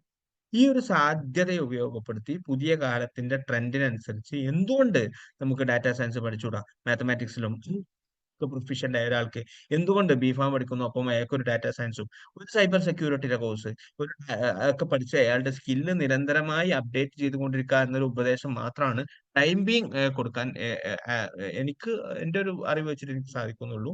അങ്ങനെ നമ്മൾ കൊടുക്കുകയും അങ്ങനെ അപ്ഡേറ്റ് ആയി നിൽക്കുകയും ചെയ്താൽ നമുക്ക് നല്ല രീതിയിലുള്ള അവസരങ്ങൾ കണ്ടെത്താൻ കഴിയും. പിന്നെ ഫ്ലെക്സിബിലിറ്റി പുതിയ കാലത്ത് വേണ്ട ഒരു വലിയ മുദ്രാവാക്യമാണ്. നമുക്ക് ഏതൊരു സാഹചര്യത്തിനനുസരിച്ച് ഫ്ലെക്സിബിൾ ആവാൻ പറ്റുക എന്നുള്ളത്, അതിനനുസരിച്ചുള്ള സോഫ്റ്റ് സ്കില്ലുകളും ഇതുപോലെയുള്ള ന്യൂ ജനറേഷൻ സാങ്കേതിക പരിജ്ഞാനം ആവശ്യമായിട്ടുള്ള മേഖലയിലുള്ള അറിവും കൂടി പകർന്നു കൊടുക്കുന്നതിനനുസരിച്ച് അയാൾക്ക് കൃത്യമായ ഒരു റൂട്ട് കണ്ടെത്താൻ കഴിയും തന്നെയാണ് നമ്മൾ വിശ്വസിക്കേണ്ടത്. ഇപ്പം ഒരു പർട്ടിക്കുലർ കോഴ്സ് കഴിഞ്ഞ് ആ കോഴ്സിന്റെ ഹയർ സ്റ്റഡീസിന് തന്നെ പോകണമെന്നൊന്നുമില്ല. നമുക്ക് വേറെ ഫീൽഡിലേക്കൊക്കെ പോകാൻ കഴിയും. ബയോടെക്നോളജി പഠിക്കേണ്ട ആൾക്ക് ഫാർമസി കഴിഞ്ഞ് അയാൾക്ക് ഫാർമസ്യൂട്ടിക്കൽ ബയോടെക്നോളജിയിലേക്ക് പോവാം. വെറ്ററിനറി സയൻസ് കഴിഞ്ഞ് ആനിമൽ ബയോടെക്നോളജിയിലേക്ക് പോവാം. ഞാനൊരു എക്സാമ്പിൾ പറയാം. ഇപ്പം MBBS ടെക്നോളജിക്കൽ മേഖലയിലേക്ക് പോകാനുള്ള അവസരമുണ്ട്. BDS കഴിഞ്ഞ് MTechന് പോകാൻ അവസരമുണ്ട്. B.Pharm കഴിഞ്ഞ് MTechന് പോകാൻ അവസരമുണ്ട്. ഇങ്ങനെ വളരെ ഡൈവേഴ്സ് ആയിട്ടുള്ള വ്യത്യസ്തങ്ങളായ നമ്മൾ ഇന്റർ കണക്റ്റഡ് ആണെന്ന് തോന്നാത്ത മേഖലയിലേക്ക് പോകാനുള്ള അവസരങ്ങൾ എമ്പോഴുണ്ട്. അപ്പൊ അതുകൊണ്ട് നമ്മൾ ഏതെങ്കിലും ഒരു പർട്ടിക്കുലർ കോഴ്സ് പഠിച്ചു എന്നുള്ളത് കൊണ്ട് ആ മേഖലയിൽ തന്നെ സ്റ്റിക്ക് ചെയ്യണം എന്നൊരു സാഹചര്യം ഉണ്ടാവില്ല. നമുക്ക് പുതിയ കാലത്തിനനുസരിച്ച് ഫ്ലെക്സിബിൾ ആയി പുതിയ മേച്ചിൽപ്പുറങ്ങൾ കണ്ടെത്താനും അവിടേക്ക് മാറാനുള്ള അവസരങ്ങൾ ഉണ്ടാവും. അപ്പൊ അതുകൊണ്ട് കൺവെൻഷണൽ കോഴ്സുകൾ പോകുന്നവരെ നമ്മൾ പൂർണ്ണമായും ഡീമോട്ടിവേറ്റ് ചെയ്യുകയും അവരതിന് പോകണ്ട എന്ന് പറയുന്നതും ശരിയായ ഒരു കാഴ്ചപ്പാടാണെന്ന് എനിക്ക് അഭിപ്രായമില്ല. അവർക്ക് അതിന് വേണ്ടിയിട്ട് പുതിയ കാലത്തിനനുസരിച്ച് ഫ്ലെക്സിബിൾ ആവുക, പുതിയ കാലത്തെ ടെക്നോളജിയെ അവർ ഇൻകൾക്കേറ്റ് ചെയ്യാൻ വേണ്ടിയിട്ടും അവരുടെ കരിക്കുലത്തിന്റെ ഭാഗമല്ലെങ്കിലും അത് പഠിച്ചെടുക്കാനും സ്കില്ല് ആർജിച്ചെടുക്കാനും ശ്രമിക്കുക എന്നുള്ളതായിരിക്കും ഏറ്റവും കരണീയമായി മാറുന്നതാണ് ഞാൻ വിശ്വസിക്കുന്നത്. എന്തെങ്കിലും ഉണ്ടെങ്കിൽ ആഡ് ചെയ്യണേ നിമിഷം സാറേ, ഓസ്കർ മാഷ്, അൻവർ സാറെല്ലാം ഉണ്ട്. ഓക്കെ, ഒറ്റ കാര്യം ആഡ് ചെയ്തോട്ടെ. ഫിറോസ് സാർ പറഞ്ഞ കാര്യം തന്നെയാണ്. അതായത് പൊതുവെ എല്ലാവരും പറയുന്ന ഒരു സംഗതിയാണ് AI വരികയെന്ന്, അതുകൊണ്ട് ജോലിയൊക്കെ ഇല്ലാതായി പോവാണ്, പ്രത്യേകിച്ച് പഠിച്ചിട്ടൊന്നും കാര്യമല്ല, ഇനി അഥവാ പഠിക്കുകയാണെങ്കിൽ തന്നെ സയൻസ് പഠിച്ചിട്ട് മാത്രമേ കാര്യമുള്ളൂ എന്നൊക്കെ. സത്യത്തില് ഒരു പ്രയോഗമുണ്ട്, AI നമ്മുടെ ജോലി ഇല്ലാതാക്കുന്നില്ല, AI ഉപയോഗിക്കുന്ന ആൾക്കാരാണ് നമ്മുടെ ജോലി ഇല്ലാതാക്കുന്നത് എന്നുള്ളത്. ഐ റിപ്പീറ്റ്, AI നമ്മുടെ ആരുടെയും ജോലി ഇല്ലാതാക്കുന്നില്ല, AI ഉപയോഗിക്കുന്ന ആൾക്കാരാണ് നമ്മുടെ ജോലി ഇല്ലാതാക്കുന്നതെന്ന്. എന്ന് വെച്ചാൽ എല്ലാവരും AI ഉപയോഗിക്കുന്ന ആളായാൽ മതി. എന്ന് വെച്ചാൽ മെഡിക്കൽ മേഖലയിലും AI ഉപയോഗിക്കേണ്ടി വരും, എഞ്ചിനീയറിംഗ് മേഖലയിലും AI ഉപയോഗിക്കേണ്ടി വരും, അക്കൗണ്ടിങ് മേഖലയിലും AI ഉപയോഗിക്കേണ്ടി വരും. ഒരു അക്കൗണ്ടന്റ് ആവുകയാണെങ്കിൽ അദ്ദേഹവും AI ഉപയോഗിക്കേണ്ടി വരും. അതുകൊണ്ട് മെഡിക്കൽ എന്നൊരു പ്രൊഫഷനോ എഞ്ചിനീയറിംഗ് എന്നൊരു പ്രൊഫഷനോ അല്ലെങ്കിൽ അക്കൗണ്ടിങ് എന്നൊരു പ്രൊഫഷനോ ടീച്ചിങ് എന്ന പ്രൊഫഷനോ കംപ്ലീറ്റ് ഇല്ലാതാവുന്നില്ല. അപ്പൊ ആ ഒരു അർത്ഥത്തില് നമ്മൾ സാറ് പറഞ്ഞതുപോലെ ഒരു അഡാപ്റ്റബിലിറ്റിക്ക് നമ്മളൊന്നും തയ്യാറാവണം. കരിയർ 3.0 എന്നൊരു കോൺസെപ്റ്റ് ഉണ്ട്. നമുക്കത് വളരെ ഡീറ്റെയിൽ ആയിട്ട് വായിക്കാൻ പറ്റും. ഞാൻ ജസ്റ്റ് ഒരു ബുക്ക് സാന്ദർഭികമായിട്ട് പരിചയപ്പെടുത്താണ്. അഭിജിത് ബദ്രയുടെ ഒരു ബുക്കാണ് കരിയർ 3.0 എന്നാണ് ആ ബുക്കിന്റെ പേര്. അതിൽ അദ്ദേഹം പറയുന്നുണ്ട് കരിയർ 1.0 ഉണ്ട്, 2.0 ഉണ്ട്, 3.0 ഉണ്ട്. 1.0 എന്ന് പറഞ്ഞാൽ വളരെ പഴയ കാലമാണ്. നമ്മുടെയൊക്കെ അധ്യാപകരൊക്കെ പഠിപ്പിച്ച കാലത്തുള്ളൊരു സംഗതിയാണ്. എന്ന് വെച്ചാൽ ലേൺ ഏൺ റിട്ടയർ എന്ന് പറയും. പഠിക്കുക, ജോലി നേടുക, റിട്ടയർ ആകുക, ഫ്രീ ആയിട്ട് ഇരിക്കുക. ദെൻ രണ്ടാമത്തെ ഒരു കോൺസെപ്റ്റ് ആണ് കരിയർ 2.0 എന്നുള്ളത്. നമുക്കൊരു സ്കിൽ ഉണ്ടാവും, ആ മേഖലയുമായി ബന്ധപ്പെട്ട ഒരു ജോലി ഉണ്ടാവും, ദെൻ റിലേറ്റഡ് ആയിട്ടുള്ള ഒരു മേഖലയും കൂടെ നമ്മൾ വർക്ക് ചെയ്യും, റിലേറ്റഡ് ആയ ഒരു സ്കിൽ ഉപയോഗിച്ചിട്ട്. ഫോർ എക്സാമ്പിൾ, ഒരു കോളേജ് പ്രൊഫസർ ഫിസിക്സിന്റെ പ്രൊഫസർ ആണെങ്കിൽ അദ്ദേഹം ഫിസിക്സിൽ ഒരു ബുക്ക് എഴുതുകയാണ്, അദ്ദേഹത്തിന്റെ പ്രൊഫഷനുമായി റിലേറ്റഡ് ആയിട്ടുള്ള മേഖലയിൽ കൂടെ ജോലി ചെയ്യാണ്. അതും കഴിഞ്ഞിട്ടുള്ള ഒരു സ്റ്റേജ് ആണ് കരിയർ 3.0 എന്നുള്ളത്. പിസ വേൾഡ് എന്ന് പറയും. എന്ന് പറഞ്ഞാൽ ഗിഗ് എക്കോണമി ഓൾറെഡി സാറ് പറഞ്ഞു കഴിഞ്ഞു. ഏതെങ്കിലും ഒരു ജോലി പഠിക്കുക, ചെയ്യുക എന്നതിനപ്പുറം ഇന്ന് ചെയ്യുന്ന ഒരു ജോലി, ഇന്ന് ഒരാള് ഒരു ക്വാളിഫിക്കേഷൻ ഒരു ജോലി, അതേ ആള് നാളെ വേറെ ഒരു സ്ഥലത്ത് വേറൊരു ജോലി ചെയ്യേണ്ട അവസ്ഥയാണ്. അപ്പോൾ അതാണ് കരിയർ 3.0. അപ്പോൾ ഇനിയിപ്പോ കരിയർ 4.0 ഒക്കെ വരാൻ മതി. ഇപ്പൊ നമ്മൾ ഇൻഡസ്ട്രി 4.0 എന്ന് പറയുന്നത് പോലെ. അപ്പൊ അർത്ഥത്തില് സാറ് പറഞ്ഞ കാര്യം ഞാൻ ആവർത്തിക്കുകയാണ്. കംപ്ലീറ്റ് ഒരു ജോലി ഇല്ലാതാവുന്നില്ല, പക്ഷെ നമ്മൾ എന്ത് ചെയ്യണം, ഒരു മൾട്ടി സ്കിൽഡ് ആവണം, ഫ്ലെക്സിബിൾ ആവണം, അഡാപ്റ്റബിലിറ്റി എന്ന സ്കിൽ ഉണ്ടാവണം. അതുകൊണ്ട് ജസ്റ്റ് ഒന്ന് ആഡ് ചെയ്താണ്. Okay, thank U. Okay sir, thank U. Sir ഒരു കാര്യം ചോദിക്കട്ടെ, എന്റെ പേര് ജിഷാന. സൈക്കോളജിയിൽ എമർജിംഗ് ട്രെൻഡ്സിനെ കുറിച്ച് ഒന്ന് പറയാൻ പറ്റുമോ? സൈക്കോളജിയിലെ എമർജിംഗ് ട്രെൻഡുകളെ കുറിച്ച് ചോദിച്ചാല് ഞാനൊരു എക്സാമ്പിൾ പറയാട്ടോ. ഇപ്പം റോബോട്ട് എന്ന് പറയുന്ന സംഗതി, റോബോട്ടിക്സ് ഒരു വലിയ ഒരു കരിയർ സാധ്യതയാണല്ലോ. ഇപ്പൊ റോബോട്ടിക്സ് നമ്മൾ വിചാരിക്കും എഞ്ചിനീയേഴ്സിനൊക്കെയാണ് റോബോട്ടിക്സിലുള്ള കരിയർ സാധ്യതകൾ. അത് ഒരർത്ഥത്തിൽ ശരിയാണ്. എഞ്ചിനീയേഴ്സിന് റോബോട്ടിക്സ് കരിയർ സാധ്യത, മെക്കാനിക്കൽ എഞ്ചിനീയേഴ്സ് അവര് റോബോട്ടിന്റെ സ്ട്രക്ചറും ജോയിന്റ് മെക്കാനിസവും ബിയറിംഗും ഹീറ്റ് ട്രാൻസ്ഫർ ക്യാരക്ടറിസ്റ്റിക്സും ഒക്കെ ഡിസൈൻ ചെയ്യും. ഇലക്ട്രിക്കൽ അവർ പവർ കൺട്രോൾ ഡിസൈൻ ചെയ്യും. കൺട്രോൾ എഞ്ചിനീയേഴ്സ് ഉണ്ട്, കമ്പ്യൂട്ടർ എഞ്ചിനീയർ ഉണ്ട്. എന്നാൽ നിങ്ങളിപ്പോ ചോദിച്ച ചോദ്യം, സൈക്കോളജിസ്റ്റ്, ഒരു സൈക്കോളജിസ്റ്റിന് അവിടെ സാധ്യതയുണ്ട്. എന്താണ്? ഹ്യൂമൻ റോബോട്ട് ഇന്ററാക്ഷൻ ഉണ്ട്. ഹ്യൂമൻ റോബോട്ട് ഇന്ററാക്ഷൻ വരുന്നിടത്ത് സൈക്കോളജിസ്റ്റിന്റെ ഇൻവോൾവ്മെന്റ് ഉണ്ട്. ഞാൻ ഒരൊറ്റ എക്സാമ്പിൾ പറയുന്നത്, ഇപ്പം പുതിയ കാലത്ത് പുതിയ ടെക്നോളജി വരുമ്പോൾ നമ്മൾ വിചാരിക്കും നമ്മുടെ പരമ്പരാഗതമായ രീതിയിൽ നിന്നുള്ള പഠന രീതികളൊക്കെ കാലഹരണപ്പെട്ടു പോയി, ഔട്ട്ഡേറ്റഡ് ആയി. ഒരിക്കലും അങ്ങനെ വിശ്വസിക്കേണ്ടതില്ല. ഇങ്ങനെയുള്ള സാധ്യതകൾ ഓരോ കരിയറുമായി ബന്ധപ്പെട്ട് നമുക്ക് കണക്ട് ചെയ്യാൻ കഴിയുമെന്നാണ് പറഞ്ഞത്. അപ്പൊ സൈക്കോളജി സ്വാഭാവികമായും ഈ റോബോട്ടിക്സ് ഫീൽഡിലും AI ഫീൽഡിലും എല്ലാ ഫീൽഡുമായി ബന്ധപ്പെട്ട് അങ്ങനെ കണക്ട് ചെയ്യാൻ കഴിയും. വളരെ സ്പെസിഫിക് ആയി ലിസ്റ്റ് ചെയ്യാൻ അങ്ങനെ ഒരു കരിയറുമായി ബന്ധപ്പെട്ട സൈക്കോളജിന്റെ സാധ്യതകൾ ലിസ്റ്റ് ചെയ്യണമെങ്കിൽ നമുക്ക് കുറച്ചുകൂടി ഒന്ന് ബ്രെയിൻ സ്റ്റോം ചെയ്യേണ്ടി വരും എന്നാണ് തോന്നുന്നത്. ഞാൻ ഒന്ന് സപ്ലിമെന്റ് ചെയ്തോട്ടെ. Please sir. ഈ AI ഓൺസ്ലോട്ട് അധികം എഫക്റ്റ് ചെയ്യാത്ത വൺ ഓഫ് ദി ഏരിയസ് ആണ് സൈക്കോളജി. അവിടെ AI വല്ലാതെ കടന്നു കയറാൻ പറ്റില്ല സൈക്കോളജിസ്റ്റ്. അപ്പോൾ സൈക്കോളജിസ്റ്റിന്റെ job will be least affected by the onslaught of AI.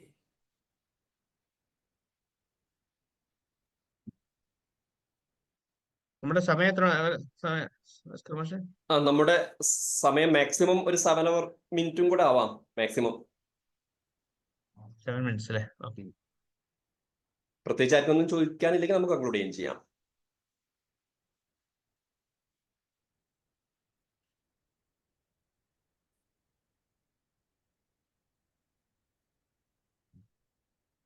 അപ്പോ പ്രത്യേകിച്ച് ഇനി ആർക്കും ഒന്നും ഇല്ലാന്ന് വിചാരിക്കാം. സൈക്കോളജിൻ്റെത് പറഞ്ഞ സമയത്ത് ചെറിയൊരു സപ്ലിമെന്റ് ചെയ്യാനുള്ളത്, ഈ AI മേഖല സൈക്കോളജിയിൽ ഒന്ന് ഉപയോഗപ്പെടുത്തിയൊരു അവസരമാണ് പറയുന്നത്. ഇപ്പൊ നമ്മള് ICD-10 അതേപോലെ തന്നെ ഈ ഇതില് രോഗനിർണയം കണ്ടെത്തുന്ന സമയത്ത് നമ്മൾ കഴിഞ്ഞ ലാസ്റ്റ് ഒന്ന് ഉപയോഗപ്പെടുത്തിയത്, നമ്മൾ ഇവരെ പറയുന്ന ഫീച്ചേഴ്സ് നമ്മൾ പിന്നെ ഏതാണ് ഇത് ഐഡന്റിഫൈ ചെയ്യുന്ന സമയത്ത് സ്കീസോഫീനിയ ആണെങ്കിൽ അതിന്റെ ഒരു സാധ്യത നമ്മൾ പ്രോംപ്റ്റ് കൊടുക്കുന്ന സമയത്ത് ഇവര് പറയുന്ന സിംറ്റംസ് ഒക്കെ പറയുന്ന സമയത്ത് നമുക്ക് ഓട്ടോമാറ്റിക് ജനറേറ്റ് ചെയ്യാൻ പറ്റും.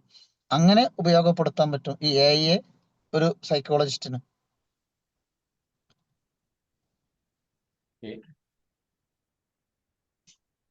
അപ്പം ഇനി ആർക്കും പ്രത്യേകിച്ചൊന്നും പറയാനില്ലാന്ന് തോന്നുന്നുണ്ട്. നമുക്ക് അവസാനിപ്പിക്കാമെന്ന് തോന്നുന്നുണ്ട് അല്ലേ? Okay sir, thank U. Okay. അപ്പോ ഔപചാരികമായിട്ട് നന്ദി പറയേണ്ട ആവശ്യമല്ല, കാരണം CG റിസോഴ്സ് പേഴ്സൺസിന് വേണ്ടിയിട്ട് CG റിസോഴ്സ് പേഴ്സൺ ചെയ്തൊരു സെഷനാണ്. നമ്മുടെ ഒരു ഫാമിലി മെമ്പേഴ്സ് ആണ്. പ്രത്യേകിച്ച് ഒരു അതിഥിയായിട്ട് ആരുമില്ല, എല്ലാവരും ആതിഥേയരാണ്. എനിവേ, ഇത്തരം സെഷനുകൾ മാക്സിമം നമ്മൾ ഉപയോഗപ്പെടുത്തണം. നേരത്തെ നൗഷാദ് സാർ പറഞ്ഞതുപോലെ പലപ്പോഴും കരിയർ ഗൈഡൻസ് ക്ലാസ്സുകളൊക്കെ ഒരു കൺവെൻഷണൽ സ്റ്റീരിയോ ടൈപ്പ് ആവാറുണ്ട്. അപ്പോ നമ്മൾ ഈ ഫീൽഡിൽ ആണ്, നമുക്ക് അത്യാവശ്യമൊക്കെ അറിയാം എന്നൊക്കെ തോന്നിയിട്ട് നമ്മളിങ്ങനെ പറഞ്ഞുകൊണ്ടിരിക്കുകയാണ്. പക്ഷെ എന്താണ് ഇൻഡസ്ട്രിയുടെ നിലവിലെ അവസ്ഥ എന്നുള്ളതൊക്കെ അറിഞ്ഞ് നമ്മൾ പലപ്പോഴും സംസാരിക്കാതായി പോവാറുണ്ട്. തീർച്ചയായിട്ടും ഇത്തരം സെഷനുകൾ ഇങ്ങനൊന്നും ആയാൽ പോരാ, ഒന്നും കൂടി ഉഷാറാവേണ്ടതുണ്ട് എന്നൊരു ഇൻസൈറ്റ് നൽകാൻ തീർച്ചയായിട്ടും ഉപകരിക്കും. അത് ഉപകരിച്ചിട്ടുണ്ട്. നമ്മളിപ്പോൾ ഒരു കരിയർ ഗൈഡൻസ് ക്ലാസ് എന്നുള്ള അർത്ഥത്തിൽ എടുത്തു പോരുകയാണെങ്കിൽ വലിയ രീതിയിൽ അപ്ഡേറ്റ് ചെയ്യേണ്ട ആവശ്യങ്ങളൊന്നും ഉണ്ടാവില്ല. ആഫ്റ്റർ +2 ദെൻ വാട്ട് നെക്സ്റ്റ് എന്നൊരു ടോപ്പിക്കിൽ ഒരുപാട് കോഴ്സുകളും സ്ഥാപനങ്ങളും തൊഴിൽ സാധ്യതകളും മത്സര പരീക്ഷകളും പറഞ്ഞു പോന്നാൽ മതി. അതാവരുത് നമ്മെപ്പോലുള്ള ഒരു കരിയർ ഗൈഡൻസ് സംബന്ധിച്ച്. CG റിസോഴ്സ് പേഴ്സൺ ആ രീതിയിലേക്ക് ഒതുങ്ങിക്കൂടാൻ പാടില്ല. നമ്മൾ കൂടുതലായിട്ട് ഇൻഡിവിജ്വൽ കൗൺസിലിങ്ങിലേക്കാണ് വരേണ്ടത്. നമുക്കറിയാം ഓരോ കുട്ടിയും യുണീക്കാണ്. ഓരോ കുട്ടിയുടെയും താല്പര്യത്തിനനുസരിച്ച് കഴിവിനനുസരിച്ചുള്ള റിക്വയർമെന്റ്സ് ഫുൾഫിൽ ചെയ്ത് കൊടുക്കാൻ നമുക്ക് കഴിയണം. വെറും ഒരു കരിയർ ഗൈഡ് എന്നതിനപ്പുറം ഒരു കരിയർ കൗൺസിലർ അല്ലെങ്കിൽ ഒരു കരിയർ മെന്റർ, ഒരു കരിയർ കോച്ച് എന്നുള്ള രീതിയിലേക്ക് നമുക്ക് ഉയരേണ്ടതുണ്ട്. തീർച്ചയായിട്ടും ഇത്തരം സെഷനുകൾ അതിന് സഹായിക്കും. ഇനിയും ഈ രീതിയിലുള്ള സെഷനുകൾ നമ്മൾ തുടരാൻ ആഗ്രഹിക്കുന്നുണ്ട്. ഈ സദസ്സിലുള്ള ആൾക്കാർക്കും ഫിറോസ് സാർ ചെയ്തതുപോലെ പ്രസന്റേഷൻ നടത്താവുന്നതാണ്. അപ്പം ഈ ഒരു സെഷൻ കൈകാര്യം ചെയ്ത ഫിറോസ് സാറിനുള്ള നന്ദി അറിയിക്കുന്നു. അതോടൊപ്പം തന്നെ ഈ ഒരു സെഷനിൽ ആദ്യാവസാനം പങ്കെടുത്ത മുഴുവൻ സിജി റിസോഴ്സ് പേഴ്സൺസിനെയും അതുപോലെ തന്നെ സിജിയുടെ ഭാരവാഹികൾക്കും അതുപോലെ DCGC അലുമിനി മെമ്പേഴ്സിനുമുള്ള ഒരു നന്ദി അറിയിക്കുകയാണ്. നമ്മുടെ തുടക്കത്തിൽ 60ഓളം പേരുണ്ടായിരുന്നു. കഴിയുന്ന സമയത്തും ഒരു 55-56 ആൾക്കാർ ഈ ഒരു സെഷനിൽ പങ്കെടുത്തിട്ടുണ്ട്. അപ്പം ഈ ഒരു സെഷൻ വളരെ ഫ്രൂട്ട്ഫുൾ ആണ് എന്നത് ഏറ്റവും വലിയ തെളിവ് തുടക്കത്തിലുള്ള എല്ലാവരും ഒടുക്കത്തിലും ഉണ്ട് എന്നുള്ളതാണ്. Once again thank you a lot. Okay sir, thank you. ഞാനൊരു അവസരം തന്നതിന് പ്രത്യേകം നന്ദി. ഞാൻ അവസാനിപ്പിക്കാം എന്നാൽ. Okay sir, okay sir. Thank you. Thank you, sir. Okay, thank you. Thank you, sir. Yeah.